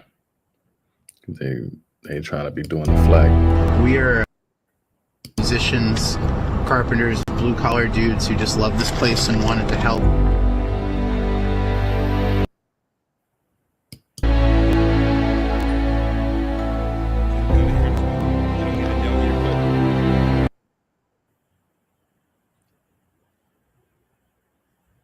And not help. We want to do whatever we can to be ready. I'm sorry, I can't. I feel like I'm going to cry right now looking at the beach. I can't be on camera. Because of all of the beautiful memories that you had and the blessing. It's no longer going to ever be enjoyed like that. Like, you can always have this imprinted look right now of that in your dreams and in your thoughts. And as you drive past each one of these places and going to reminisce, this is going to be the image that's going to be imprinted on everybody. That's why, like, our eye gates are to be protected. And when you witness trauma, it stays with you. It's imprinted. It's imprinted in your skull. Complete and total. It's complete, and you're seeing everybody just running out, grandstanding, trying to do all of these things, and they have to show it. You know, it ain't from the heart. You know, it's really something else different, and you're seeing people that look like us and everybody else rising to the occasion all of a sudden. It's this all of a sudden thing now. It's this all of a sudden red light, green light thing that, oh, now everybody want to get up and get into gear. And now it's like getting into gear with things that are like distractive, you know what I'm saying, that are completely not productive. Like, you lost everything, now you have to start from scratch now. So now you, instead of you being occupied by doing the diabolical things, now you're being occupied by actually trying to put and keep and piece your life back together. Trying to literally piece your whole life back together. Living through a natural disaster can also affect people's mental health. There are resources available right now for people in California who are displaced from the wildfires. And we spoke with an assistant professor at CU Anschutz who studies PTSD and victims of natural disasters. And he said, can't forget about the impact on the helpers.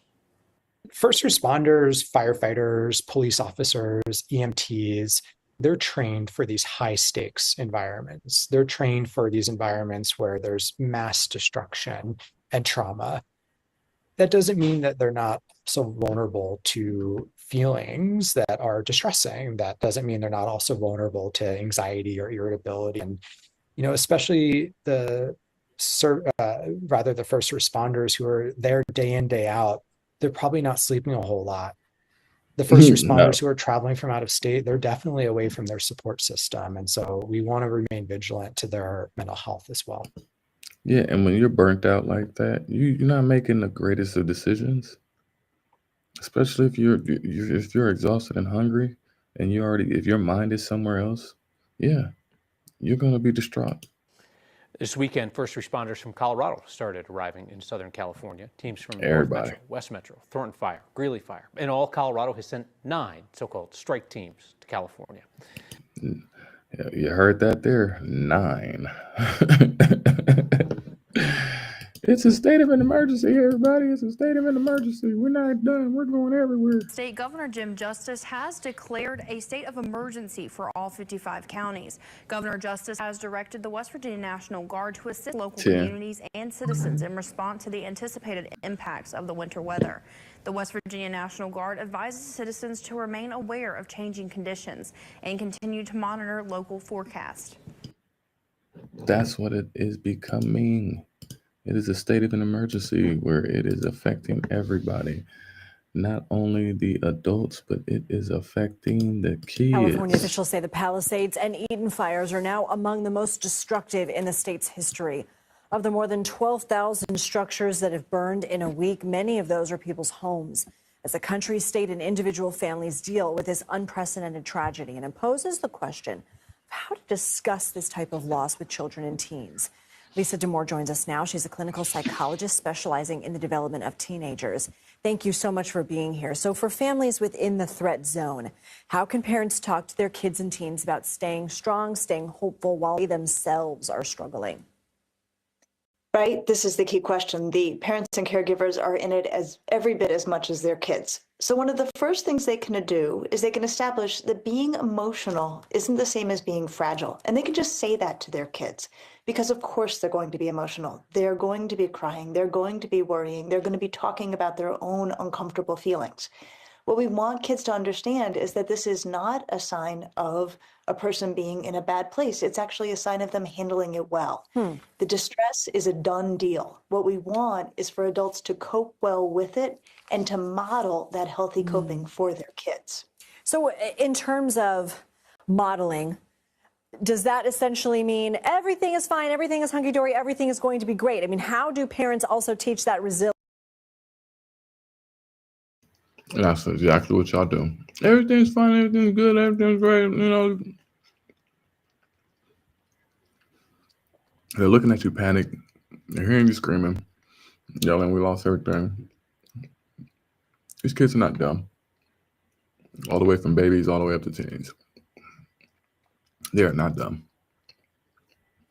And if you're leading by example and being a model of it, the model that is being shown is both parts, emotional and the fragility. Because now both parents are fragile now at this point. They literally witnessed together everything that they both were particularly working individually and collectively together for. Gone in 24 hours. Gone, y'all, in 24 hours. Resiliency. Yes, this is hard. We will get through it. One of the things that adults can pay attention to is what I call the lyrics and the tune. The lyrics being the words we say and the tune being the tone in which we say them. So the lyrics can be actually very honest and very direct. We can say, I am really sad. I am worried. This was really frightening, while doing it in a tone that makes it clear that we are okay. We are not coming unglued. We are there to be a steady presence for our kids. So you don't have to do one or the other. You don't have to do sunny reassurance. You don't have to be coming apart at the seams. You can tell a true story about how hard it is while also offering reassurance to your kids. I mean, for a lot of these people, we are talking and looking at the video of people whose lives are completely upended. Every part of their living situation and routine is different now. Changing the routine of a child or a teenager can be jarring in and of itself, but now people may be displaced. They may not have much but the clothes on their back. How can adults best support ongoing trauma or anxiety as it relates to that upending and unknown? Well, step number one is talk about it. Language helps us contain emotion. It brings things down to size. Step number 2 is empathize. To the degree that kids are expressing distress, they are having the right reaction to just say that feeling makes sense. Of course you're upset. And I think step number 3 is be honest about what you know and what you don't know. So adults can say things to kids like, okay, here's what we don't know. We're not entirely sure what our housing plans are going to be. We're not quite sure how school's going to shake out. We don't even know where we're going to grocery shop. Here's what we do know. We are going to keep you safe. We are going to be with you every step of the way to support you. And as we get more information, we will tell you what we know. Those are the kinds of things kids need to hear right now. And this is obviously a question for people who may not be directly impacted, but are seeing all this imagery and feeling this empathy, feeling this compassion, feeling very saddened and impacted by what they are seeing and what we know that our fellow Americans or maybe friends or family are experiencing. Should we shield kids from these images, have a conversation about it? What is the best way forward when we know that this is sort of inundating our media landscape right now? It's always a good idea to shield young children, elementary school and age and younger, from very upsetting, traumatizing images across the board. Once that is done, I think a key thing is to actually ask kids what they know or what they've heard, because sometimes they have information that we don't have, and sometimes they have misinformation or have cobbled together a misunderstanding based on shards of information they've picked up. So with kids of all ages, it's really appropriate to say, what have you heard about the fires in LA? What do you understand? What questions do you have? And what do you think we should do or you should do to try to be of help right now? Well. For the children. Now, I came across this very interesting video, y'all. Now, I don't know about y'all, but not particularly like this. I'm going to just shut up and let y'all watch.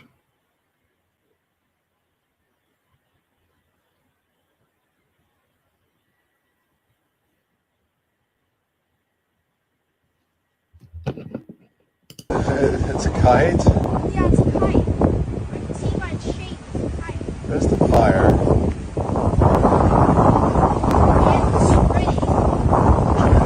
What direction it's going? Yeah, it's very bright. Unfortunately, I don't know what that is. It's not a kite. It's not. It's just flying around. Maybe a big old bird trying to escape fire. What is that? Whatever it is, they may. Oh, yeah, that's a kite. It's not a kite. Kites are not gonna just fly away. It's moving.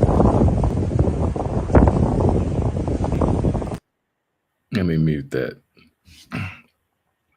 Because you can hear the confusion with them. And it's definitely windy, as you can see. But if you can see right here and right there, well, at least from, okay, he zoomed out. But right there, if y'all can see, that looks like something very interesting. And it's right here as well. Now, I didn't see anything necessarily that moved particularly like this, but it wobbled in the sky like that. It was in Inglewood, and it was, yeah. And it just came across, and I was like, I've seen something like that. Now this looks like an actual like sylph, mermaid, angelic jellyfish, kind of just floating. But like also like the black angel that Big Levi was talking about yesterday. It kind of like moving around like a Pokemon, like the Mewtwo Pokemon or something. But or one of those what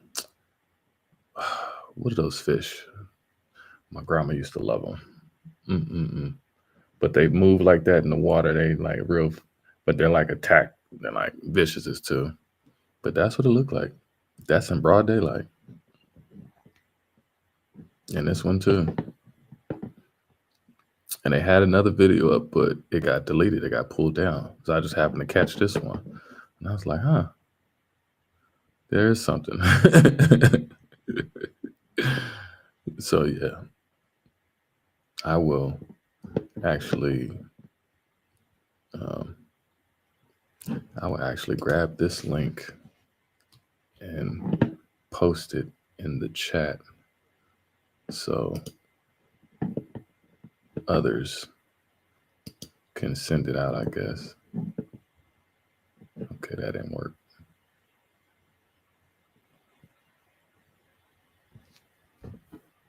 But yeah, that thing is floating right. That's in San Bernardino. I know, all over there. I'm trying to see exactly where that's at.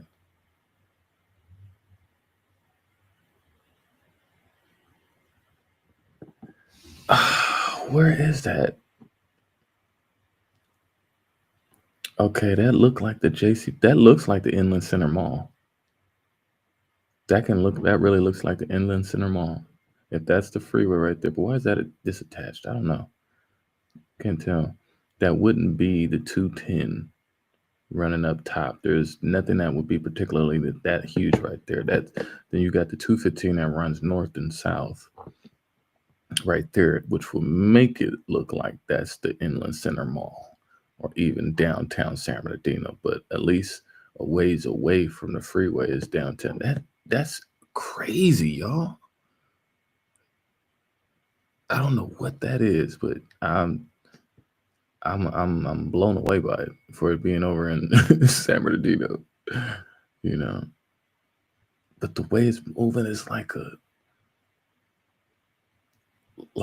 angel. I don't know. It's just like it's amazing. I can't even. But it looked like it has a white hair, like it's a black angel, and it has like a white hair, and it's just like flowing behind it, and it's like standing and moving however it wants to move.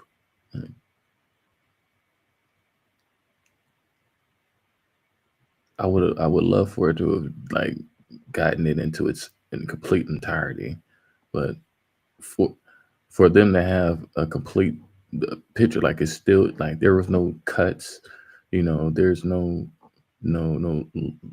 leakage that looks like it could have been, you know, Photoshop. Who knows? I don't know, but you know, when you zoom in and zoom out like that, and still able to catch it like that, that's video. That's raw footage. And even from here, looking at this is not as clear, but you can see that it's there. On the video where I'm looking at it, it was definitely much more visible. It's a lot more pixelated here, but yeah. Yeah, that's something. That is something. I post it up here and people can take a look at it. I know that's a long, weird link, but y'all can check it out for your own and do your own research and see if you come across any other comparisons or similarities to that. But that's what's been going on in America. Just as much as it's going on over there, y'all, it is going on everywhere else. And we're about to take you on a nice little global trip right after these couple that I have left.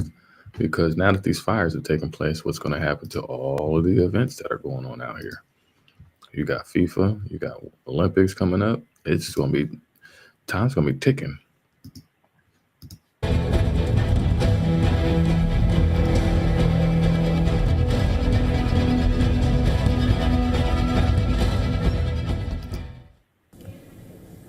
A real-life apocalypse that has unfolded in Los Angeles in the form of wildfires, hurting just about everyone and everything in their path. Not even California's famous fabulous rich are safe. Raging, unstoppable fires have killed people across class, rank and status. destroying multi-million-dollar mansions as easily as an ordinary apartment, so-called ordinary apartment. Consider this question. If this is how wild the fire gets at the height of winter, what will be the state and the fate of Los Angeles at the height of summer? A great deal hangs on that very answer, because Los Angeles, you see, is the venue of the 2028 Olympics and Paralympic Games. So, can Los Angeles ensure the safety of athletes, spokespersons, spectators during the greatest sporting event on the world's calendar? A second question here. Can any other city replace Los Angeles at such a short notice? Let's just first examine the first point. The Olympics are the world's premier sporting event. We all know that. They feature thousands of athletes from around the world. They compete in a variety of competitions. Moreover, the Olympics alternate between the summer and winter seasons. But what's the link with the ongoing fires, you must be wondering? First and foremost, as we all know, fire is unpredictable. Did anyone imagine that the fires would reach where they have, destroyed homes in January 2025? Those in favor of the event argue that this great fire has not touched any of the planned venues for the 2028 games so far. But you see, wildfire does not send you a message to let you know where it's headed. They are called wildfires for a reason. In fact, experts have raised concern over the feasibility of hosting a big-ticket event as the Olympics, also known as LA 28, to be spread over 80 venues across the length and breadth of the city. And what's more, the event will span 17 days, demanding an investment of close to $7 billion and is expected to draw about 15 million visitors. Now, the wildfires, fast steering into several paths, have put pressure on both LA, the host city, as well as the private committee in charge of raising funds and organizing the games to figure out ways in which the event can be conducted unhampered in 2028, when LA might still be in recovery mode, reconstructing buildings, lost properties and structures. But what's the status of the planned venues for the games for now? Many of these venues are situated outside what could be regarded as high-risk fire zones, and with the fires sparing stadiums and other venues so far. But one cannot be absolutely sure, given the rate at which the infernos are ripping through the city, driven by high-speed winds. But just how near or far are they located from the danger zones? You see, the prestigious Riviera Country Club, planned to host the Olympic golf tournament, is situated in the affluent neighborhood of Pacific Palisades, parts of which have been reduced to ash and rubble. Last week, the flames had come dangerously close to the venue. This naturally have given the organizers a big scare. There's also the Sepulveda Basin Recreation Area. The Sepulveda Basin Recreation Area, set to host archery and skateboarding events, which also might be at a distance too close for comfort. Not just that, the historic Rose Bowl Stadium, scheduled to host football matches during the games, also reported to be within an evacuation protocol zone in Pasadena.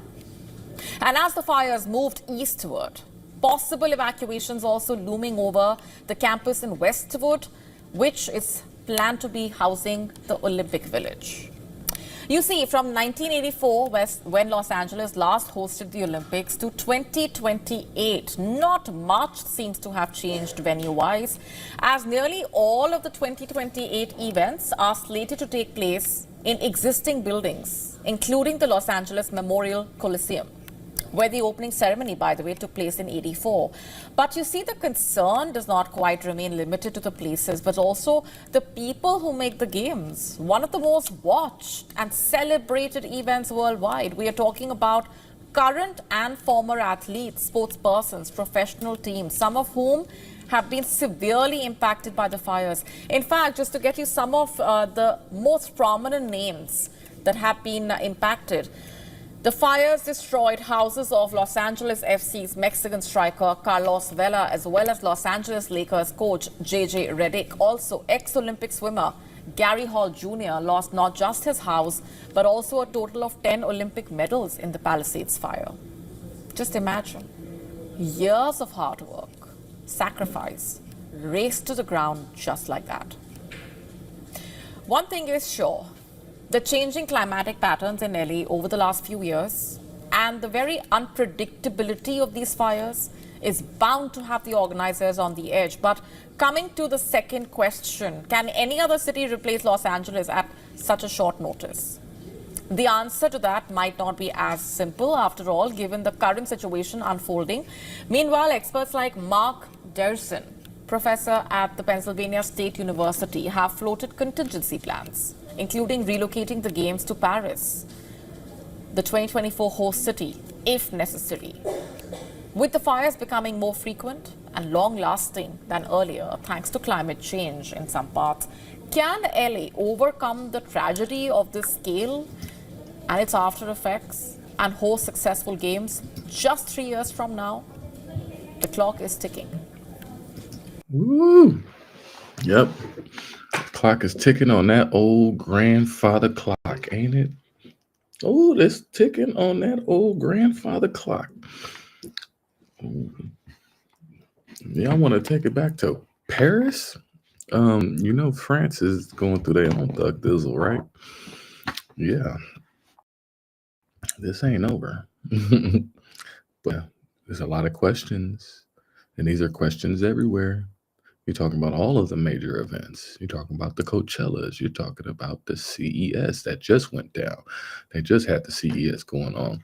And it's interesting that they keep having these CES, but they keep looking like it's the same damn technology being just recycled over and over again. So, there's really no true innovation. China's trying to bring all these robots out now. Come and take care of the elderly people now. You have many of it's going to be almost like the Bicentennial Man movie, where it's going to be like graveyards of robots who are, obsolete and, malfunction and don't work anymore. So a lot of resources are going to be put into trying to send a pop rocket up into space and trying to make some damn robots to wipe some old people's asses. So that's what it's looking like. But it is just going down, yo. 350 years ago, a major disaster struck northeastern California, forever changing a 2.6 square mile or 6.73 square kilometer patch of ground. As a regional moderate earthquake struck, likely registering in as a low magnitude 5 range event, an unexpected effect happened at the recently in place cluster of 6 highly viscous lava domes at California's Lassen Peak volcano. All of a sudden, the northwestern portion of one of these large dacite and rhyolite domes, termed Dome C, began moving as a landslide commenced. The size of the landslide then started snowballing until, within 15 seconds, a 2,000-foot-long and 2,600-foot-wide patch of rock collapsed, and since the rock quickly lost 1,640 feet or 500 meters in height, it accelerated to very high speeds. As tens of thousands and then hundreds of thousands of trees were bulldozed by a towering and advancing wall of rock, the debris avalanche continued to accelerate, being cushioned by a patch of air which reduced underlying friction, almost like what frequently occurs to a pyroclastic flow. In only 30 seconds, this landslide traveled an entire mile, running up the sides of large hills at speeds of 112 miles per hour or 190 kilometers per hour. If you somehow happen to be watching this landslide occur from the edge of Table Mountain, 350 feet above the valley floor, you still wouldn't have been safe. As, 55 seconds in, the massive moving rock began running up Table Mountain, destroying everything up to 400 feet or 122 meters above the valley floor. By the time this landslide finally stopped its forward motion, 300,000 trees and 1,747 acres have been covered in a layer of rock which averaged 14 meters or 46 feet thick. In other words, that particular landslide involved a volume of 94.22 million cubic meters of rock. However, since the slide left behind a large bite out of the existing lava dome, an oversteepened portion of the remaining lava dome now existed, leading to the generation of 2 additional large volume landslides. These latter two events likely occurred within 72 hours of the first slide, with volumes of 49.17 million cubic meters and 19.53 million cubic meters of rock respectively. In a brief amount of time, a large swath of landscape had been bulldozed over in some areas by more than 100 feet of rock, creating what is today known as the Chaos Jumbles, which is the name given to these landslide deposits. All told, 163 million cubic meters of rock was moved, equating to a volume of 65,200 Olympic-sized swimming pools. While it was initially thought that this series of landslides occurred as a result of several closely spaced phreatic eruptions, later evidence disproved this notion. While an earthquake or series of regional earthquakes may have been the final straw that generated this ancient disaster, it was a long time coming. After being emplaced in a series of 3 eruptions between around 830 and 900 CE, the steep and thick lava domes began to slowly cool. During this process, they contracted, causing their slopes to become even more steep than they were beforehand. Erosion also began to eat away at the edge of these domes through wind and water, also increasing its slope until it passed a threshold which meant even a minor earthquake could trigger a collapse. While there is a large margin of error in the age of the Chaos Jumbles, our best guess places the landslides as all occurring around the year 1670. This just so happens to be only 4 years after the 1666 CE eruption of Cindercone, which constructed an 8.45 square kilometer basaltic andesite lava field. Since the margin of errors on the formation of both features overlap, I suggest that earthquakes associated with the preceding phase of rising magma before Cindercone erupted may have triggered the collapse of Dome C, generating the Chaos Jumbles. The Chaos Jumbles were surprisingly not the first major volcanic landslide to occur in the same portion of a Lassen Peak complex, as while those deposits only traveled 5 kilometers from their source, an older debris avalanche deposit exists which traveled 21 kilometers or 13 miles.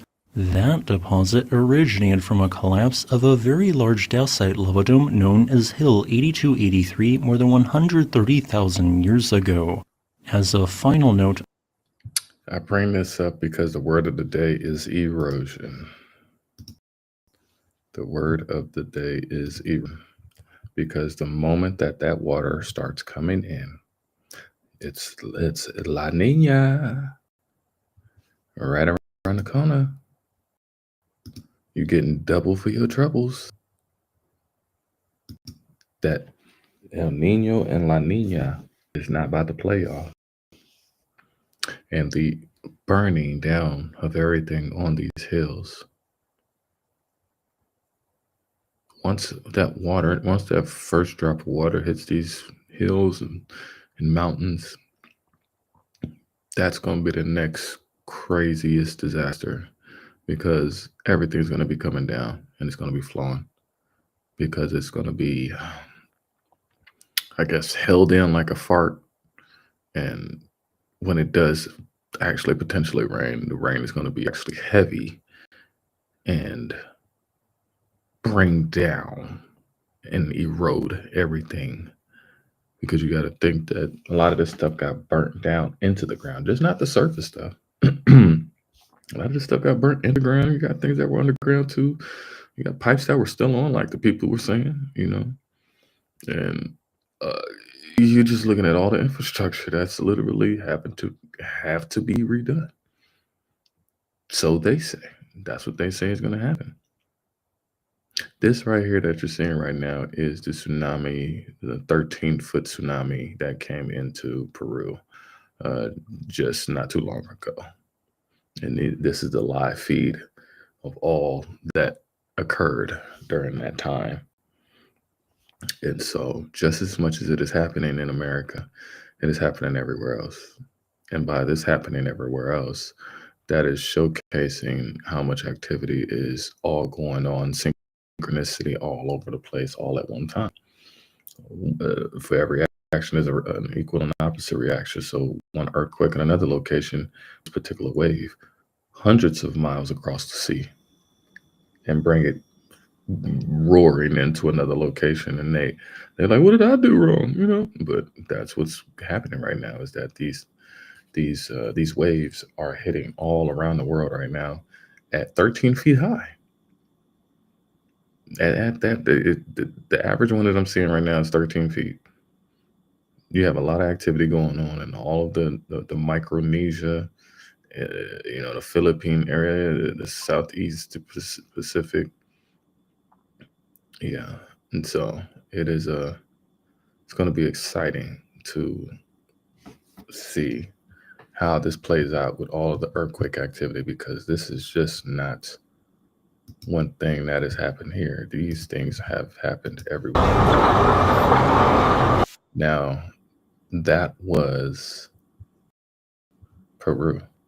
This is Japan. Join me as I take on the challenge of experiencing the aftermath of the massive 6.9 earthquake that just rocked the Kyushu. A 6.9. That's not no joke, y'all. That's up there. That ain't the crazy, but that 6.9 jacked this place up, y'all. This 6.9 jack. This is a loop. Now that I'm looking at it right now, because they never got a chance to even rebuild from the last incidences that have happened. But this time around, it literally was a straw that camel's back. Even look at all the roads. Everything got ripped up. So I'm going to let it run. But this is definitely the one. It's the one that they feeling this one. Region.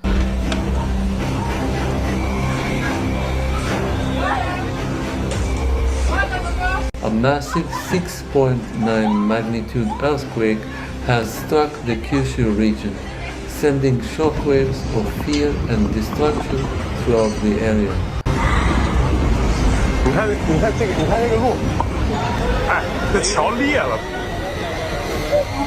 The impact of this powerful...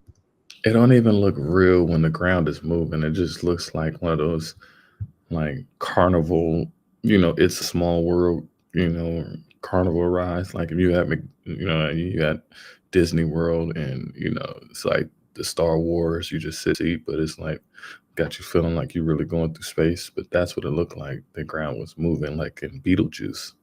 The quake has been immense, with widespread damage reported and a significant response effort underway to assist those affected.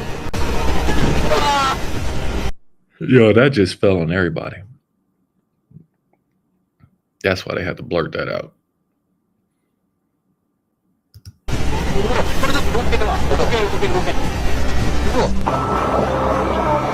In the aftermath of the earthquake, residents and emergency services are facing a multitude of challenges. That's all gone, y'all.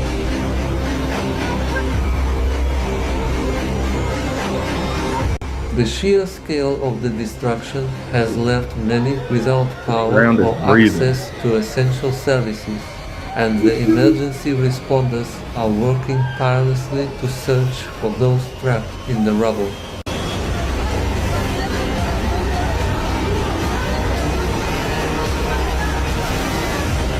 The roads are congested and communication networks are down, making it difficult for people to reach their loved ones or get vital information.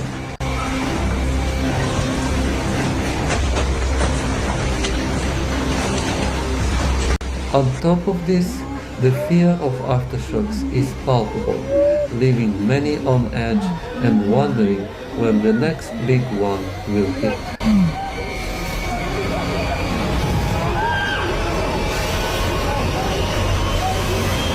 The residents of the affected areas are struggling to come to terms with the devastation, and the emotional toll of this disaster is already being felt.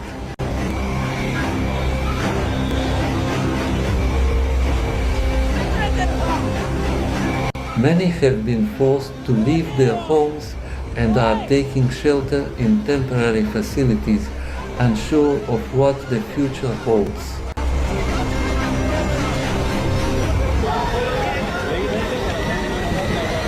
The uncertainty and anxiety are palpable, and it's a very difficult time for those affected.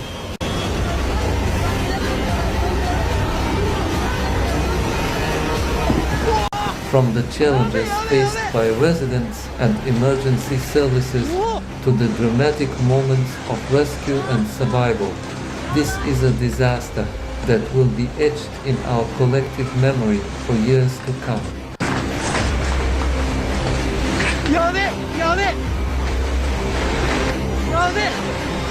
The emergency services are doing their best to provide support, but it's clear that this is going to be a long and difficult recovery process.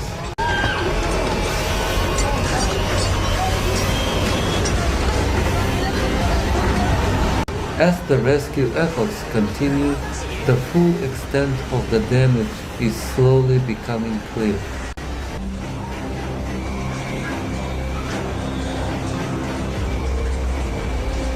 Entire neighborhoods have been reduced to rubble, and the economic cost of this disaster is already being estimated to be in the billions.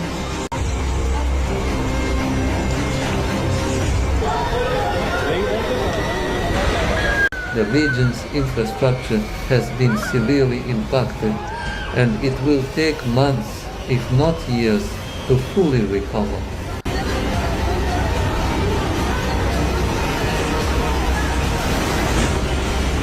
The earthquake was caused by a sudden release of energy along a fault line that runs through the Kyushu region.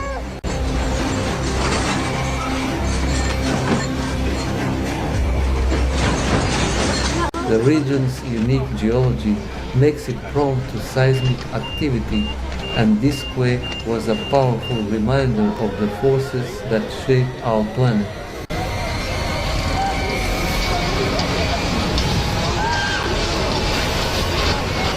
The affected areas include several major cities, including Fukuoka and Kitakyushu, which have been severely impacted.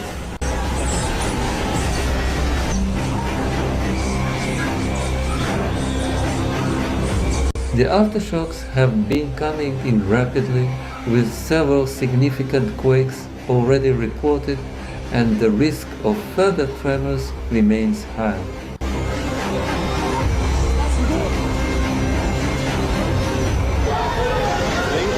One of the most dramatic moments was captured on camera, showing a building collapsing in real time as people ran for their lives. The clock. Know what time it is. Eyewitness accounts are flooding in, with stories of chaos and destruction emerging from the rubble.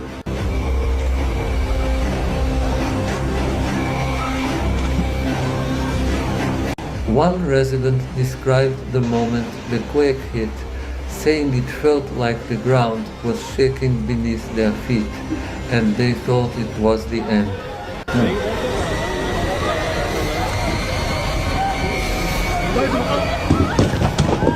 As the full extent of the damage becomes clear, it's hard not to be moved by the devastation.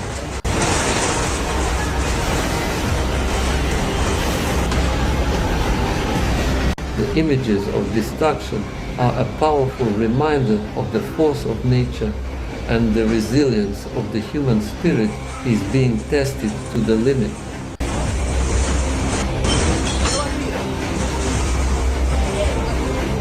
The resilience of the people in the Kyushu region is truly inspiring, and it's a testament to the human spirit that even in the darkest of times, there is always hope.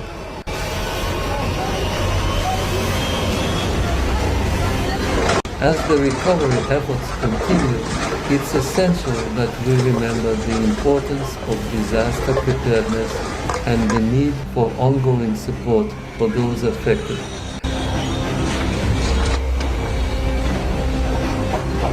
Thanks for watching. I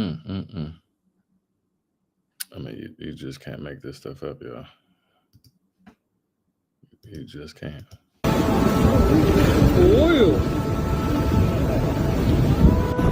join me as I take on the challenge of surviving a day in Shanghai during Super Typhoon chaos has left a trail of destruction in its wake, and Shanghai is reeling from the impact. 现在呢，就在上海浦东的滴水湖附近，大家可以看到，现在风雨非常的强。 This awful storm has brought the city to its knees, and we are about to dive into the chaos that has unfolded.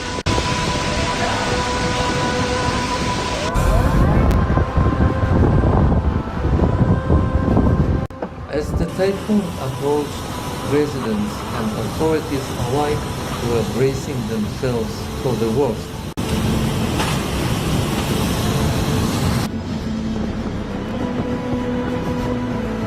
The biggest concern was getting people to safety, with mandatory evacuations in place for those in high-risk areas.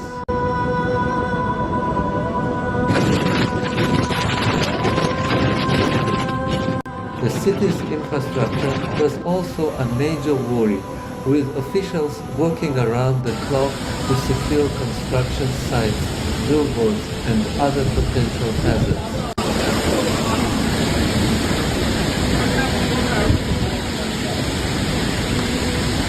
Thousands of trees were trimmed, and over 10,000 workers were deployed to clear roads and secure public areas.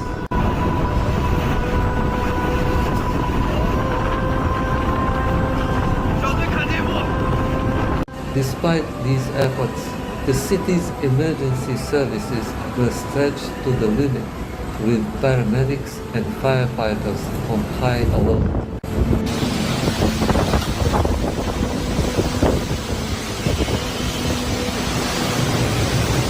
The sheer scale of the typhoon's impact was evident in the days leading up to its arrival.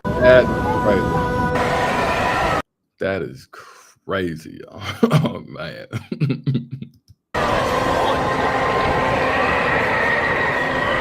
Over 100,000 people were evacuated, with many more forced to take shelter in local schools and community centers.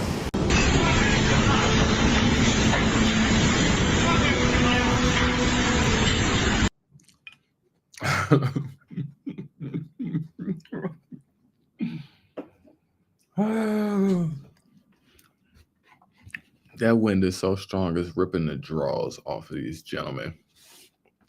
You can't call HR on sexual harassment on the wind.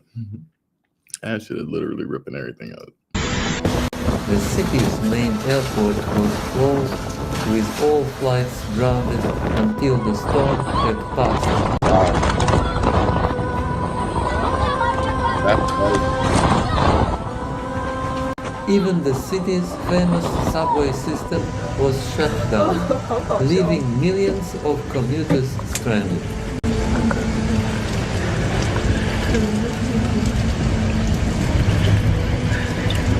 As the typhoon drew closer, the city's residents were on edge, waiting anxiously to see just how bad things would get.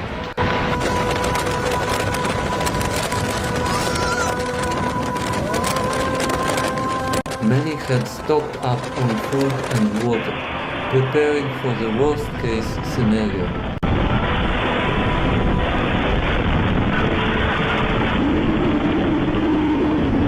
Others had taken to social media, sharing their concerns and fears with the online community.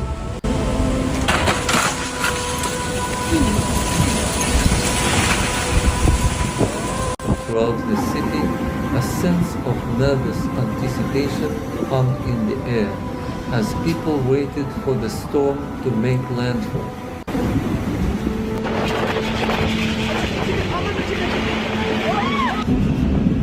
On January 12, the typhoon finally hit Shanghai, bringing with it winds of over 150 kilometers per hour.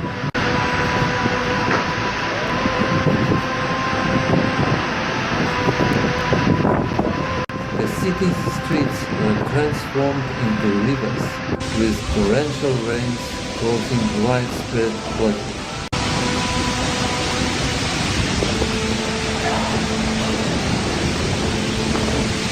Trees were uprooted, roofs were torn off, and power lines were down, leaving millions without electricity.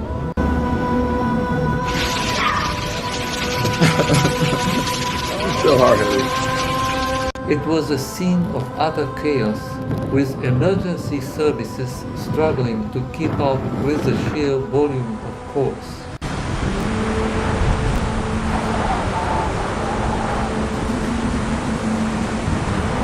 As the storm raged on, the city's residents showed their resilience, coming together to support.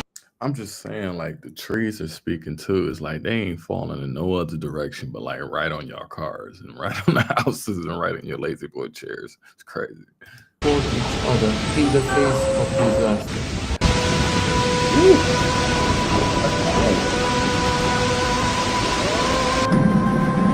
Neighbors helped neighbors, strangers became friends, and the city's spirit was put to the test.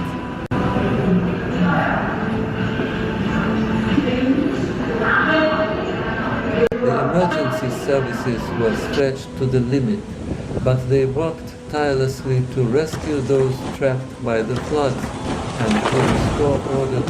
Okay, now I've never seen no building in America where the wind was blowing like that and it was just blowing the side of the building off like a dry scab or something like that. How poorly built are these buildings now that we're looking at them? It's just they really wanted everybody to go and move over to China to live in their billion person city or whatever like that. To the city.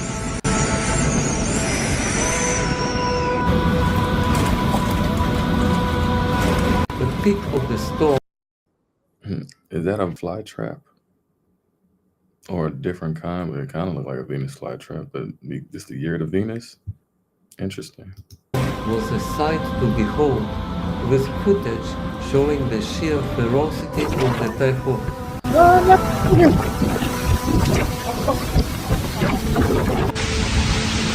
Cars were tossed around like... It knocked down all of the bikes, y'all. Like, y'all not going to be able to get away from this. Not one. It's all praise to the Most High. Toys, buildings were battered, and the city's infrastructure was pushed to the limit. 我的车还没事，赶紧他妈开走！我操！ It was a truly terrifying spectacle, and one that will be remembered for years to come.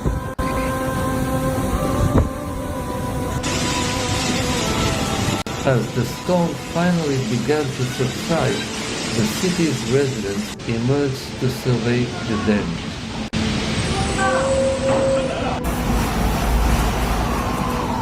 In the aftermath of the typhoon, the people of Shanghai are coming to terms with the scale of the destruction.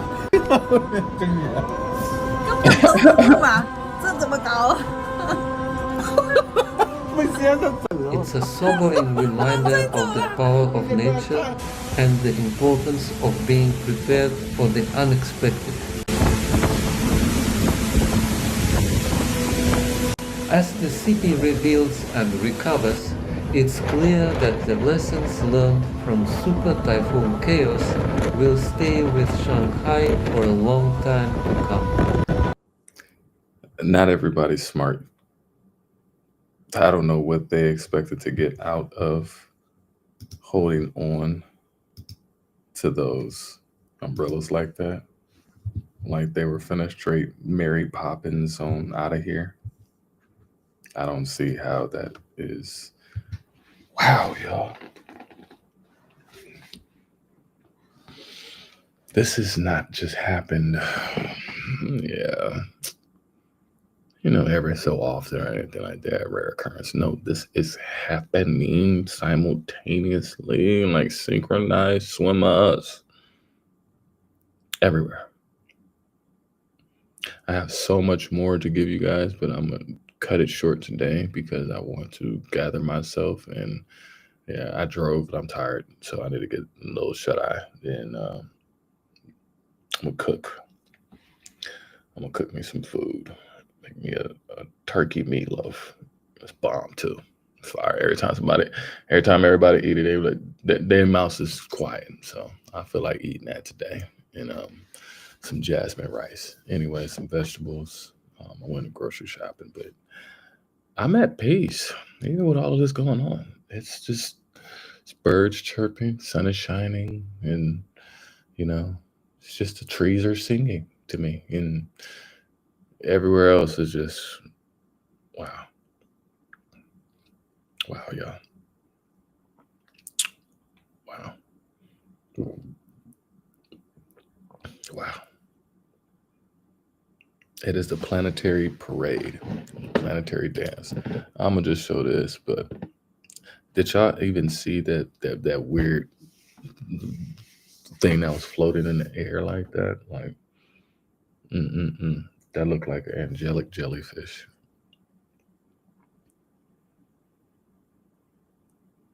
Mm, mm, mm.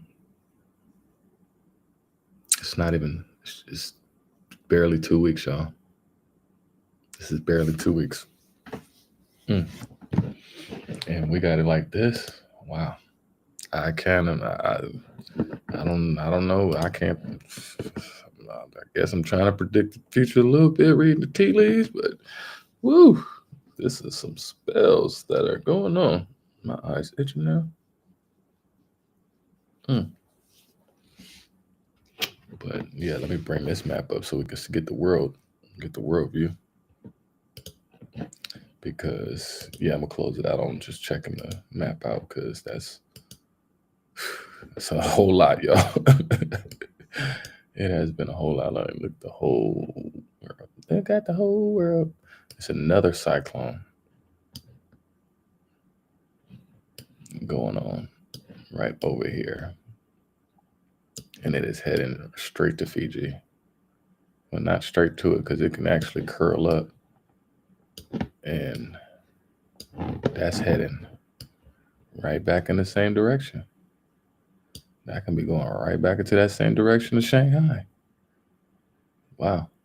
Like, and this time, that's like a super batter up. Like this one, that one turned around. It turned around and it might swing right into Australia. I don't know. But these are definitely showing up. What is that at South America? Let's see. Like, it's summertime down here, so all of this is on fire. That was a landslide. Brazil killed 10 people in a landslide. Shalom, beloveds. Shalom, blessings to everybody. You got 3 attack workers. You got just earthquakes rocking everywhere. There's massive storms, extreme rainfall. There's earthquakes on every fault line right now. That was 5 earthquakes on that one. There's fires all throughout the Amazon. It's super rainforest going on right now. And there's a drought. So it's raining and it's a drought and it's on fire. Like, what kind of these are some amazing concoctions right now. Just cocktail party like it ain't nothing.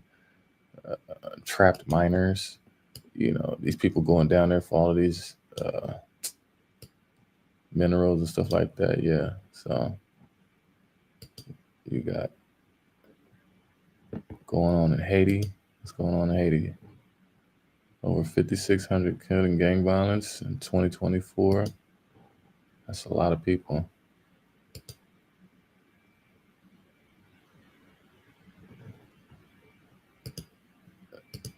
What is this? Animal attack. Florida boy dies after being attacked by 2 loose dogs. 2 Little Havana businesses damaged after dumpster fire spreads to attic space, causing partial roof collapse. You have Oh snap! They coming with the bird flu, and this is epidemic eggs. U.S. egg industry sees record chicken deaths from bird flu outbreak. The weather has changed, y'all. Like they don't know what the hell they're talking about, anyways. Persistent snowfall. 62 million people under threat of major winter storm set to deliver this most of the season. The U.S. snowstorm leaves 4 dead, hundreds of thousands without power. Wow. It is going down out there. Yeah. Public safety, police, getting in trouble again. What is this? The DUI crash in Fresno. You got storm after storm going up here. Canada's on fire. Alberta. You still got the volcano up here. This whole little Bering Sea area is always active. So the fact that it's just sending off chain reactions down, all the way down to Japan right here. And we just saw that Japan just went through what they went through. Major earthquake right there. Earthquakes popping up. This was a major one. It's red. Once it's red, it's in the mix, y'all. 6.9, man. And that's sending, that's sending waves. That is sending waves. And then North Korea got a volcano, so it's just bad all over here. It's just bad all over here.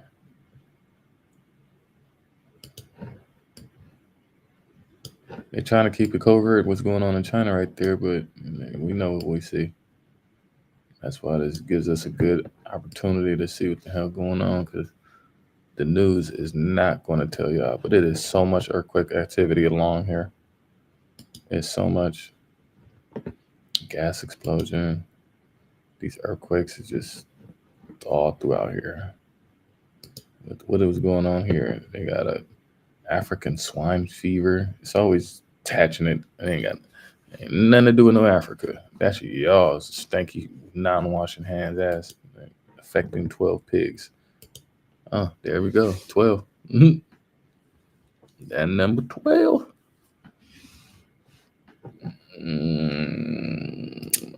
Registered.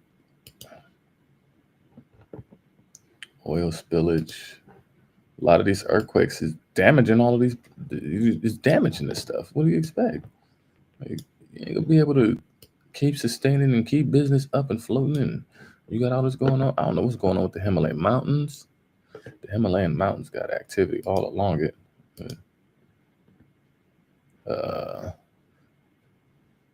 Mystery illness claims lives of 3 or more children. Struggle for clarity. Gas explosions everywhere. So you're losing the gas that you need to keep the houses and stuff warm. And now they're exploding, and now people ain't got no heat. So because of that, and this place is in frigid temperatures right now. It's literally frozen right now. Collapsed building. At the mine, the big old earthquake. When was this? That happened yesterday. Yeah. 5.2 again. Yeah. That's what shook everybody up. Anything up here? You still got storms in Russia. They don't want you to know about nothing in Russia. Africa is still going on. This cyclone, this weather pattern right here just hit her and did a whole little around the cul-de-sac. And ain't no telling where that's about to go swinging.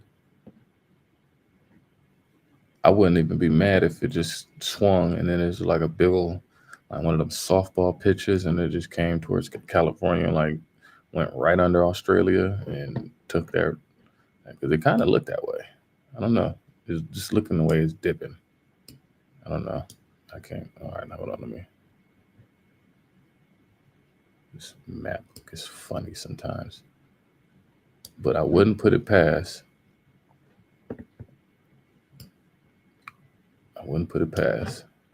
It getting caught up and swinging right through the Indonesian islands and all that, and coming back around.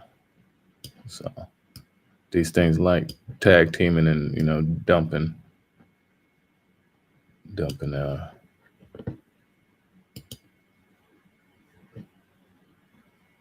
lower flood waters is for it's flooded all up there, y'all.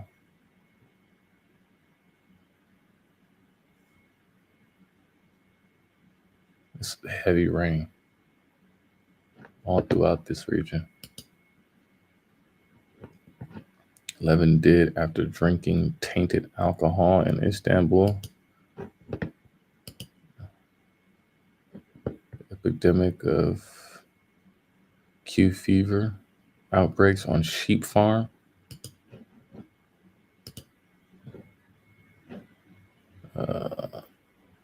Blast reported. All of the political buildings are getting targeted. You got demonstrations everywhere. That's in Italy. Public safety. Got an avalanche. So it's like no fun for no rest. You want to go skiing and swimming and all that, and no, you getting caught in that. Restaurant. German confirms first case of foot and mouth disease in nearly 40 years. German authorities moved to contain foot and mouth disease. Whew. Wow. Snowstorm leaves 32,000 households without power in Poland. They're not talking about these numbers, y'all. Not everybody got it like that, man. They're not talking about these numbers. Iceland is still going off. It ain't went nowhere. Keep moving. You got earthquakes still going on along all these dang faults. The earthquake again. Right along that volcano. That volcano was just kicking up. It's not done. So, yeah, y'all. This is the scope of what the world is looking like. So, can't nobody say that you ain't been informed about what's going on. You know what I'm saying? Like, it just be weird sometimes talking to people that just don't know nothing that's going on. It's being informed. You never know who you run into. Oh, I'm from Australia. Oh, you get a chance to kind of delve into a conversation with folks. Get a greater understanding of yourself and the knowledge you have attained about the world around you. You must have an understanding of the world around you. My mother always made sure that she was like, that's your homework. This is your schoolwork. Your homework, and that's your schoolwork. Your schoolwork is training you to be disciplined, to be able to follow directions, even directions that you don't want to follow. You just gotta, you know what I'm saying? Homework is where you at home, you learning those home skills, you learning those survival skills, those unique talents and specificities that you're not going to get in any school. None of the curriculum. You can sit there and try to talk to your teacher after, but the bell rung. Oh, you gotta get to your next class. I got my other students coming in, So yeah, a lot of the stuff we did not know. I've been having white people try to come up to me and tell me about our history. I'm just looking like, you have a good day. Oh, that's what you know? Oh. People be adamant. People be really trying to, like, even with Big Judah he had on there, like, people were like, oh, why are you trying to put God in biblical, like, this is, Ooh, the amount of people that are trying to fight us for bringing this truth out. Combative, rebuttalish. It's like, stop it.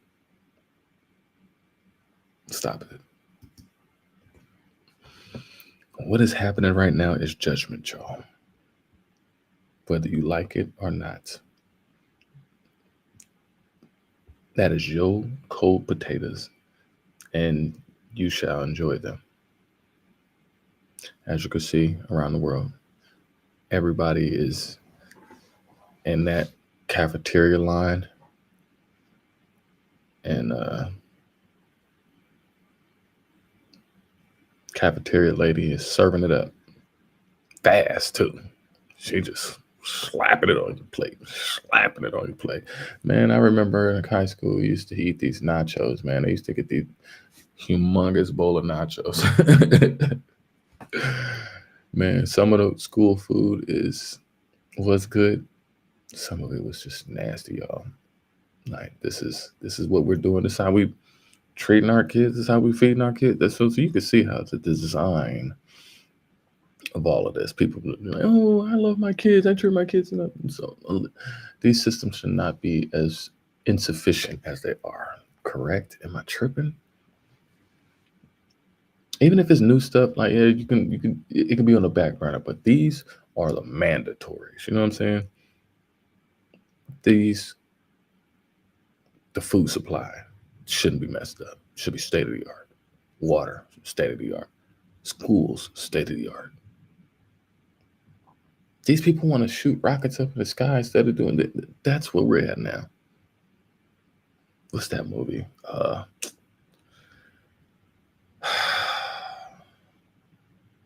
It'll come to me when I didn't even think about it. But they were trying to go up into space. They had a certain amount of time that they had to get off of the planet.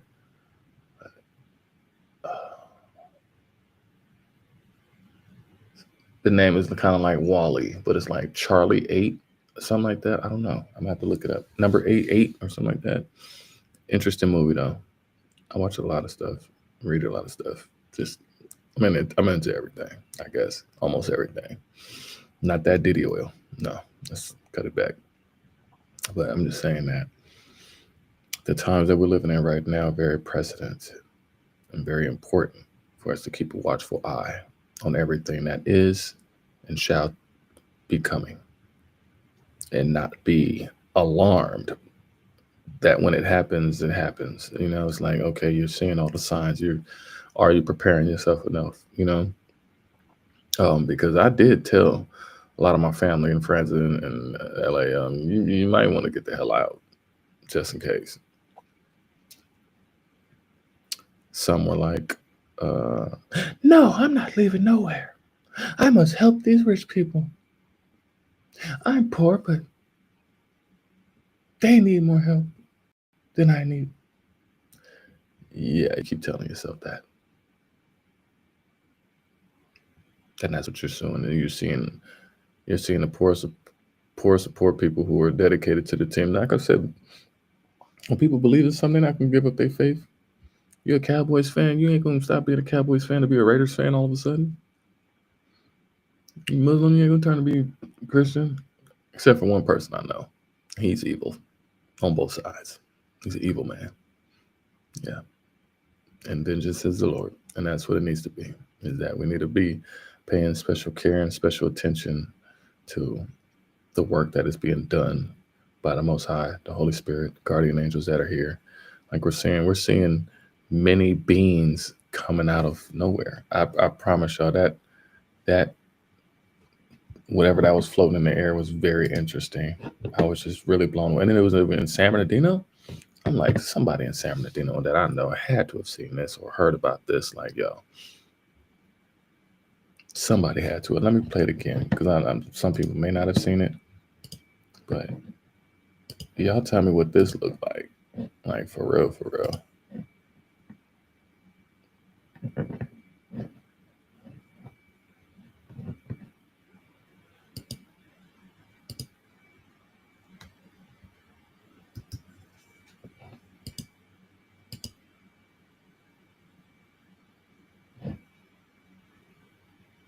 Hey, can y'all see that?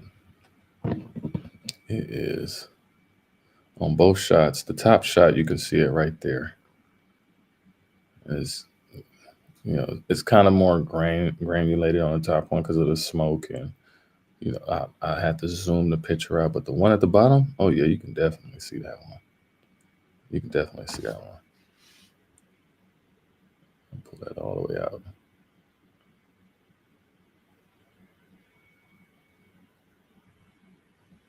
That just I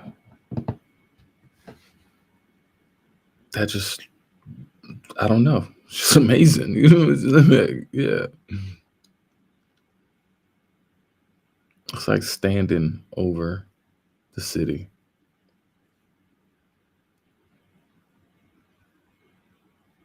Just getting an amazing view of everything over. The wind is just carrying it to, I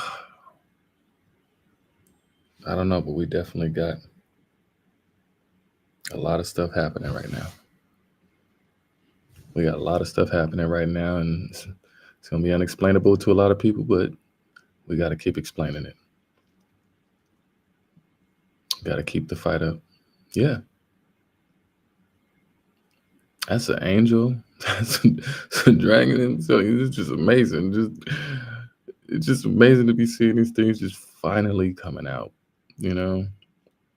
All of the speculation, all of the the theories and the experts coming out knowing exactly, well, this, if it shines on this magnifying glass, and it creates this trajectory of glistening rainbow colors, and that's the form that I'm the expert. Just look at my glasses and my bow tie, and I will tell you right on top that it's my granddaughter's kite. Yeah, no, you go fly a kite, sir. You go fly a kite. You don't know what the hell you're talking about. Because you're standing here on the camera. It's unbelievable. I don't know what I'm saying. Oh, that's all the people that got, all the experts. These are amazing times that we're living in right now. People that do not want to believe what you see, go outside. You are starting to see so many different things. You're starting to see the sky at night, things zipping past in the night sky. If you can get a clear sky, you can see a whole lot of activity going on in the night sky. If you can get to a very clear location, high elevation, yes, the sky is lit up with activity right now. This whole year is about to be activity. All they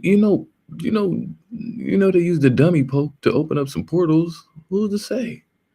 Who's to say this angel is not coming over the land and be like, I summon all of you to leave now. This is not just the only one that has happened. And this is in San Bernardino. I grew up here, y'all. I grew up here. So for that to be over, like, this land is about to be blessed. It's about to remove some people, but yeah. This happened everywhere right now. The fact that this is happening in the daylight, like you ain't getting no difference of like, oh, it's dark, it's pixelated. We shot it on our old Motorola flip phone. Nah, you could have got better coverage of it though. But I'm just saying, like, the fascinating things that are coming out of the water, the fascinating things that are in the air, the things that are in the fires, the dancing tornadoes, fire nados. You're getting tornadoes and hurricanes like dancing together with each other, doing the Cupid shuffle. They're just doing the Cupid shuffle everywhere, yo. This was over San Bernardino. It looks like a siren, like floating, like, what's that movie? I can't think of it. But yeah, very interesting. Very interesting to be catching these things. This is not the only thing that's happened. It's happened up here north. It's happened up here in Northern California. It's happened right there in Southern California where I grew up in. You know, it happened in Wyoming. Where else? I'm trying to think. It's happening. Well, it's not happening it's not happening in these empty places no more. These remote places, these rural, middle of nowhere place. No, this is happening in cities. Well, there's a camera everywhere. Somebody's getting some type of view. My eyes are always looking up now. And even while I'm looking up and I'm not even tripping over things while I'm walking. I'm not looking directly up to where I don't see all of my peripheral to where somebody could just like, give me $1.50. But I'm just saying, like, keeping my eyes in a high peripheral, I feel like my body feels a lot better too because I'm pointing my face up. And I walk up, I walk with my eyes up. I walk with my hands up. Yeah. I've seen, the dust devils, the dirt devils. Like I put one on my channel, on my shorts. One that it was a little wind tornado that popped up right in front of me in Sacramento. And these would be the interesting times because I be microdosing. It's been plenty of times, well, just like that, and I had to catch it on film because I was like, oh, if something happens while I'm microdosing, let me catch it. Lo and behold, some videos I caught, some, I'll like I was driving and I will see faces in the rocks of some of these places I've gone. I've microdosed out in the wind in the wilderness, and animals would come up to me.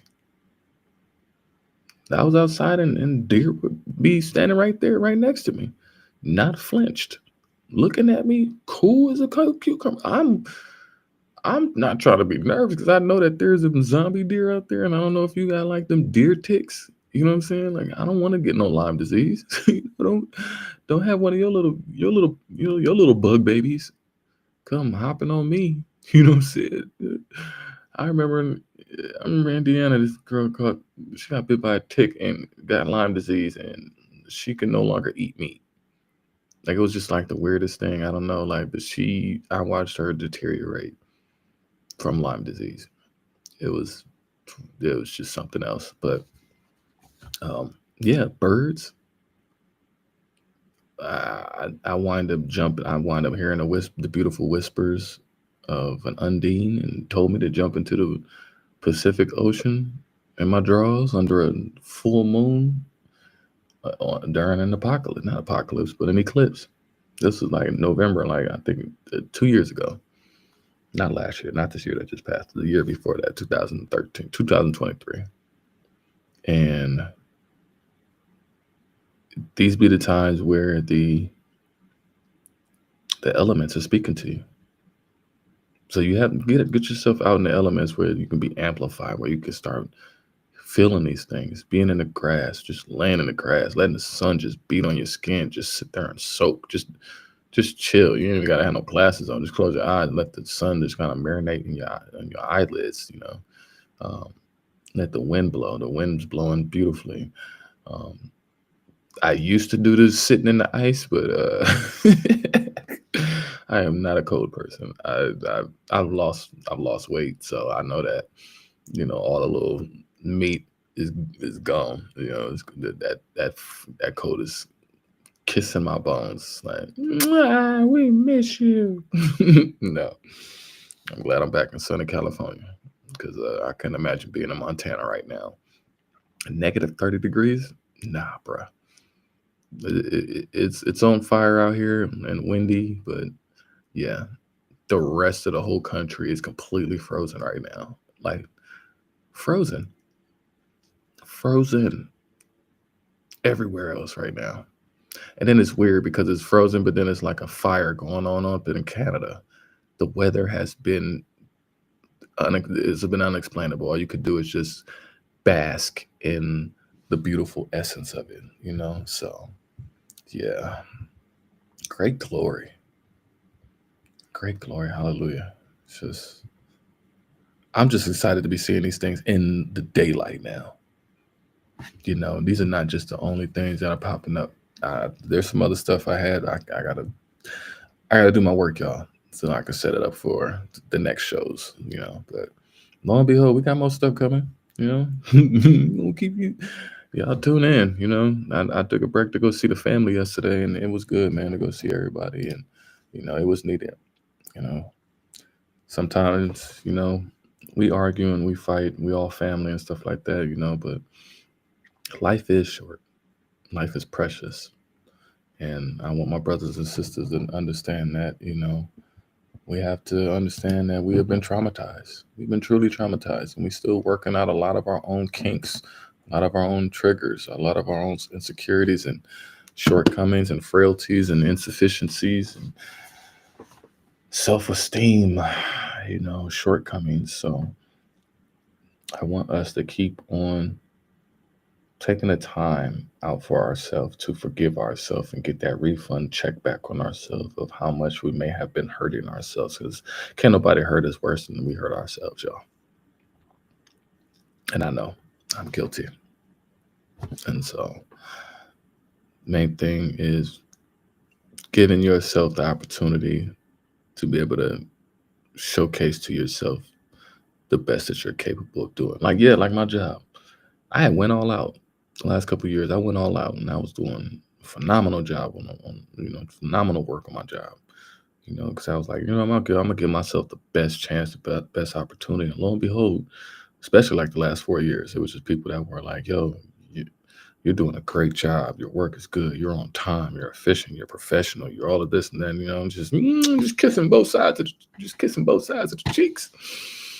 But it got to a point where, what do we all do this for? And we start losing ourselves in the midst of these things, of trying to acquire these things. We start getting sick from trying to succeed, in this rat race that we have been conformed to believe that we need.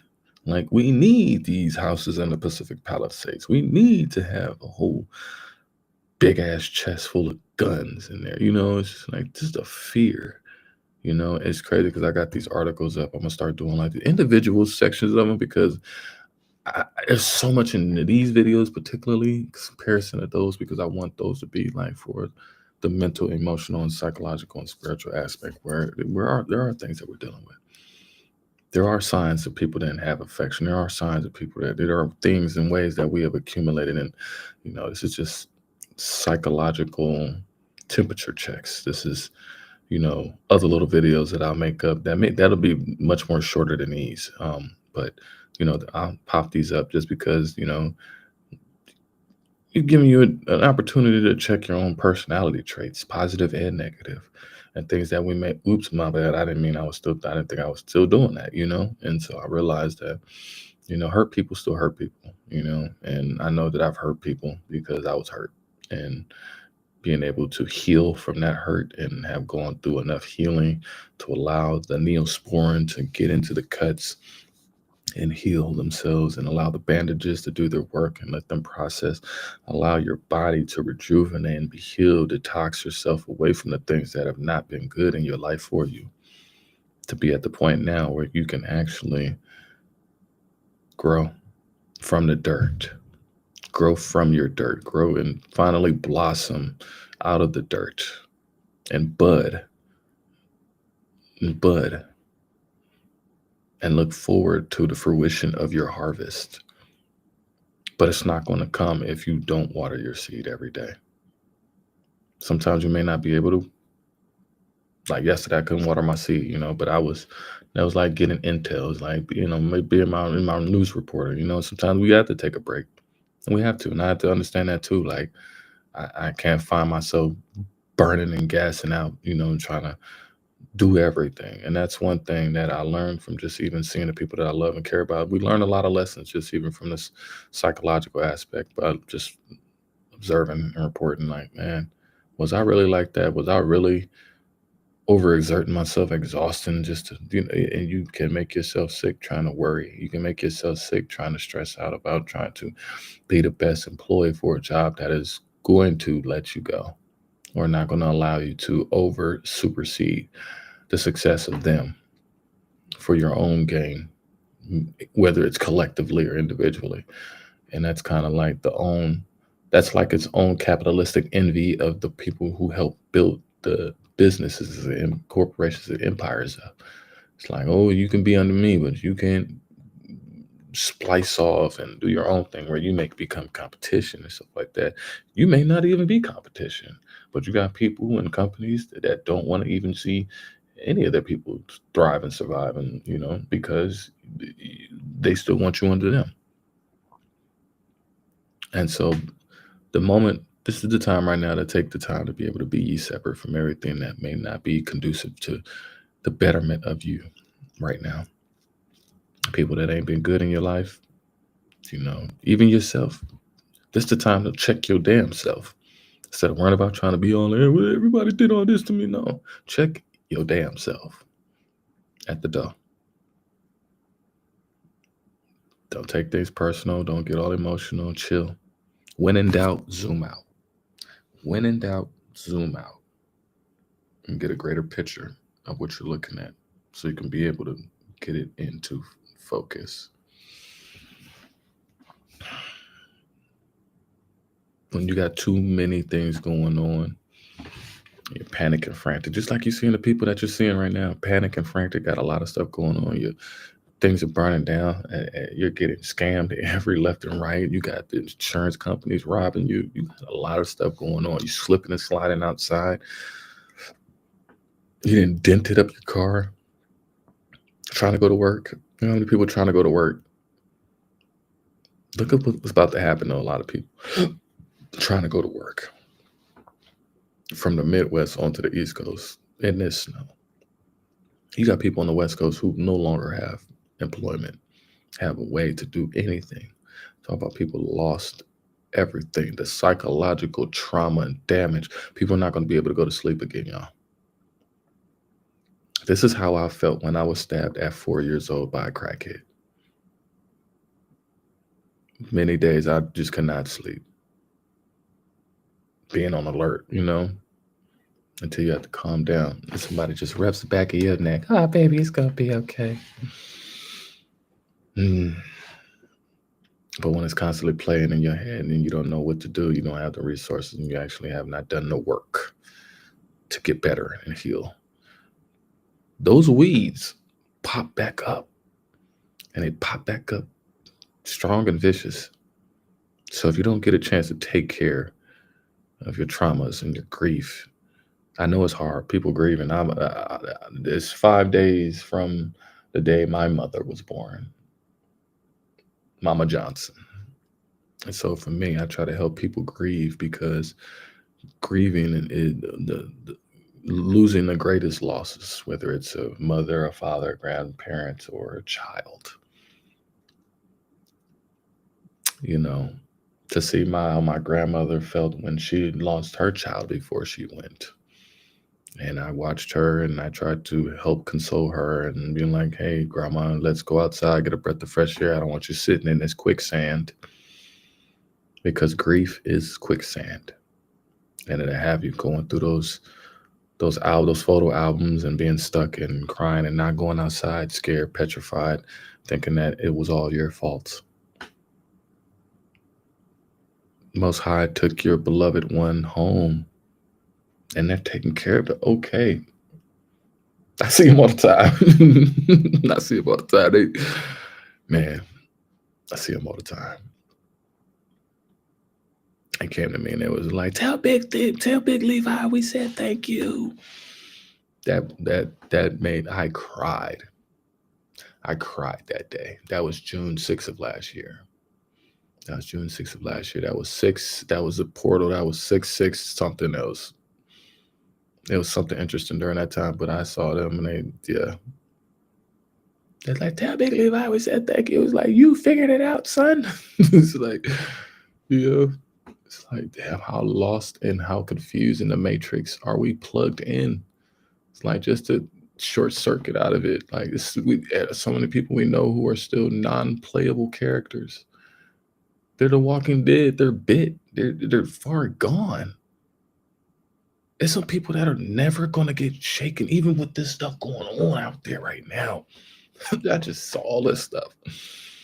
Mind that LA it looks worse than what it was before when I got there. I drove down a lot of old streets. Yeah, that's why we're here, y'all, to be able to clean this up. That's a part of my pledge of what I wanted to start. I wanted to start an organization, a foundation, a project, something like that. But I want to say it on here. I'm gonna keep it to myself. I don't want to say it out loud until I actually get it off the ground.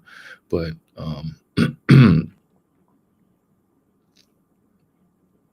the inspiration, I wouldn't say the affirmation and the confirmation for me was when I went to Florida and I walked on a beach. That was my confirmation for that part of being able to go around the world and heal the people in a very particular fashion that my mother gave me, and I wasn't mad at it. I was not mad at that. She gave me a bunch of bags, trash bags, and she made me clean up my whole community. I learned a lot of lessons from that woman. I learned a lot of moral lessons and integrity and having joy. That was her nickname, having joy in the midst of chaos, being calm and peaceful. This woman was battling breast cancer, went into remission, then had stage 4 bone cancer, and was fighting the hell out of it. But I was watching these doctors try to kill her. I laid healing hands on her, and she had came back. That's what gave me, that confirmed it to me, like how powerful the Most High is and how much He has given us all individual special gifts. We have specials. We got specials, y'all. And I hope y'all find a way to be able to find out what they are and use yours. And use yours to not only heal yourself and bring yourself back from the edge of destruction and corruption. Get yourself off that edge, y'all. When in doubt, zoom out. Get yourself off that edge. Step back. It's going to be okay. Some things you may have to let go. Organize and clean your house up. Start with that. Declutter yourself. Detangle yourself from things that you can actually let go and help. Let it help somebody else. I got stuff in here I'm about to put out there and help somebody else. I don't need all them shoes. I sat there and saw somebody who had all this stuff and man, I'm telling you, people are so freaking wasteful. Wasteful, just money. And it's like when you see these houses burn up, you don't know what's in people's garages. And it's just crazy, man, how much people will spend stuff. And it's like, dude, these are some beautiful, these some nice clothes, these some nice shoes. Why are they in here looking dirty? Like, you just don't care. It's like we accumulate and hoard just to suppress things that we're dealing with. We do them to just as a sugar rush to, because I can get it. God, I can keep it with the Joneses too. It's like, man. We're only hateful because we're not grateful. I still got the same raggedy shoes. And I walk with it with a smile. Ain't nobody gonna bag on me because I bag on myself before anybody will. I still got a lot of old things that kind of ground me, that keep me humble, that keep me placed. Like, I've been very humble and meek in little to be able to appreciate the great and the large amount. During COVID, I was cleaning these houses in these hills, y'all. I was cleaning these houses in these hills, man. I hope, man, that's crazy if the people that wow. I just thought about that right now. I cleaned a lot of houses in that area. Wow.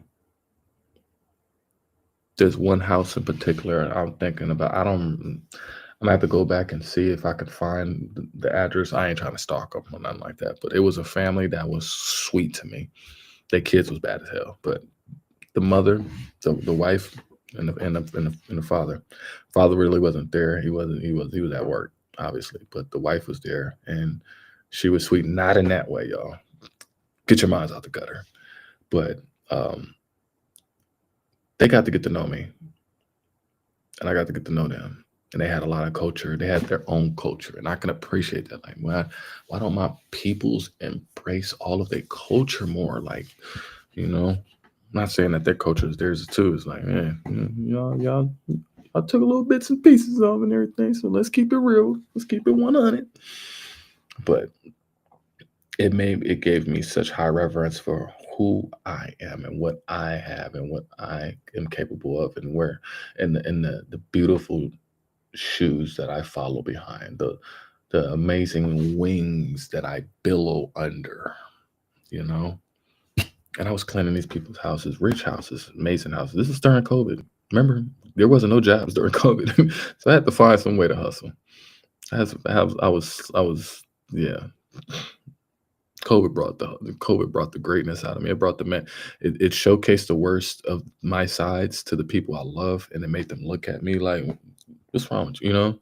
And so then a lot of people distanced themselves, but it brought out the greatness out of me to be where I'm at now. It was like, okay, I needed to pull some band-aids off. But during that time, I was able to clean houses, and I was able to appreciate these houses. Like, wow, if I was in here, like, I would have this decked out, like, even in my little space, like I got like my own little museum sanctuary, whatever like that. But I don't want it to be like that. Like, I have things in here that represent, where I come from, and it represents the growth of me as a man now by how much I have embraced my relationship with the Most High.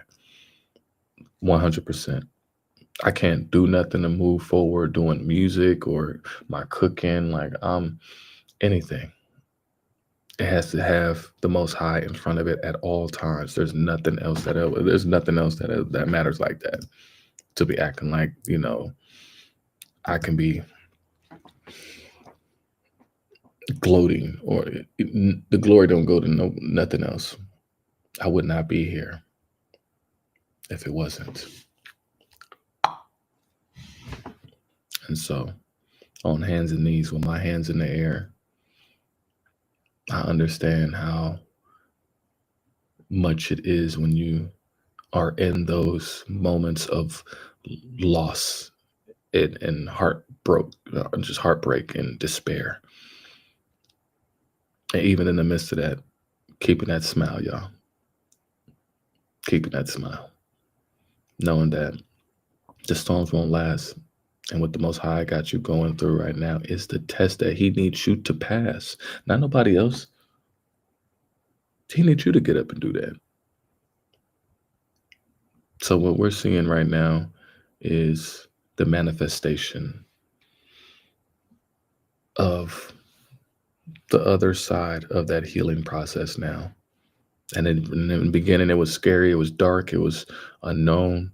The formalities were unorthodox. The curriculum was far-fetched in comparison to what we have been used to in this white colonialized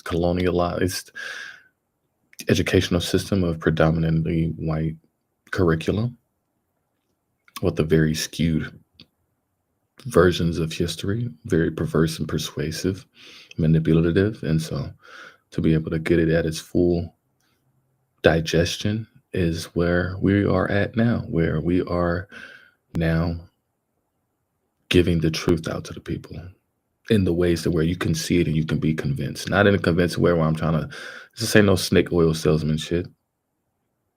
Like, this is what you see is what you get. This is what it is. There's no, well, let's try to tinker. No, we're not going to do all of that no more.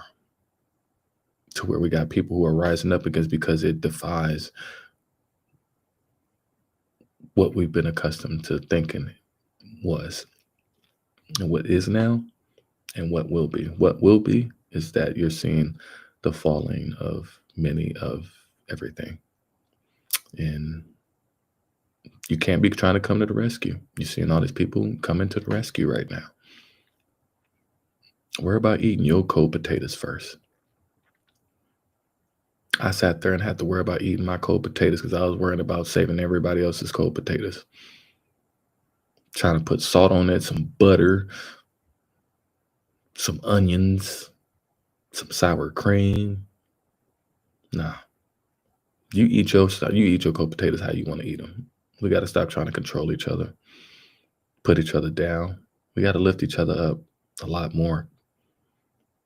Be upfront, straight up, no holds barred, but have a very constructive conversation about how do we do better and how do we move forward. And that's why I try to do these and try to create where we questions and we ask we give the answers, because there's answers to everything. There's a cure. So until next time, y'all, I got most stuff to be bringing y'all, but this is fascinating. I hope you guys are excited and fascinated as much as I am, because we are in an amazing time. And yes, we are starting to see many of the people that we know and love and care about maybe seeing their judgment. People that look like us getting judgment. And you got people who are trying to save the day and clean up things. Man, so many people have passed away right now. What is that?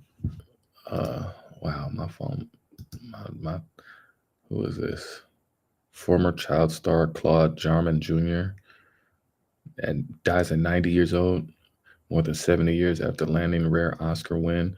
Robert McRae dies, child actor who played in Fire Marshal Dobbins on Cheers, 79. Who else? I think that's all that I see for now. But yeah, you got some WWE stars. Bill Burge, the guy from the Ernest movie. Ernest. He died in 92. Their NBC journalist, 62. Yeah, it is definitely going down, y'all. It is definitely going down. But so, anyways, we got more news. And I'm gonna leave it there. But appreciate you guys, you know what I'm saying, coming in and checking in. These are going to be informative. When I try to bring as much information that we can actually digest and kind of end this off like my own Jerry Springer's final thoughts, I guess. But I want us to just digest as much as we can what we have coming, because Mercury is here and things are moving fast and we have to be able to catch them all. We got to catch all the Pokemon. So shalom, everybody. Definitely share this out, because I know a lot of people may not have seen this, but we need to keep getting eyes and ears on everything that we see, and we need to get them out to our beloved brothers and sisters out there so they can stay well aware about what is going on in their region. Facts. So shalom, everybody.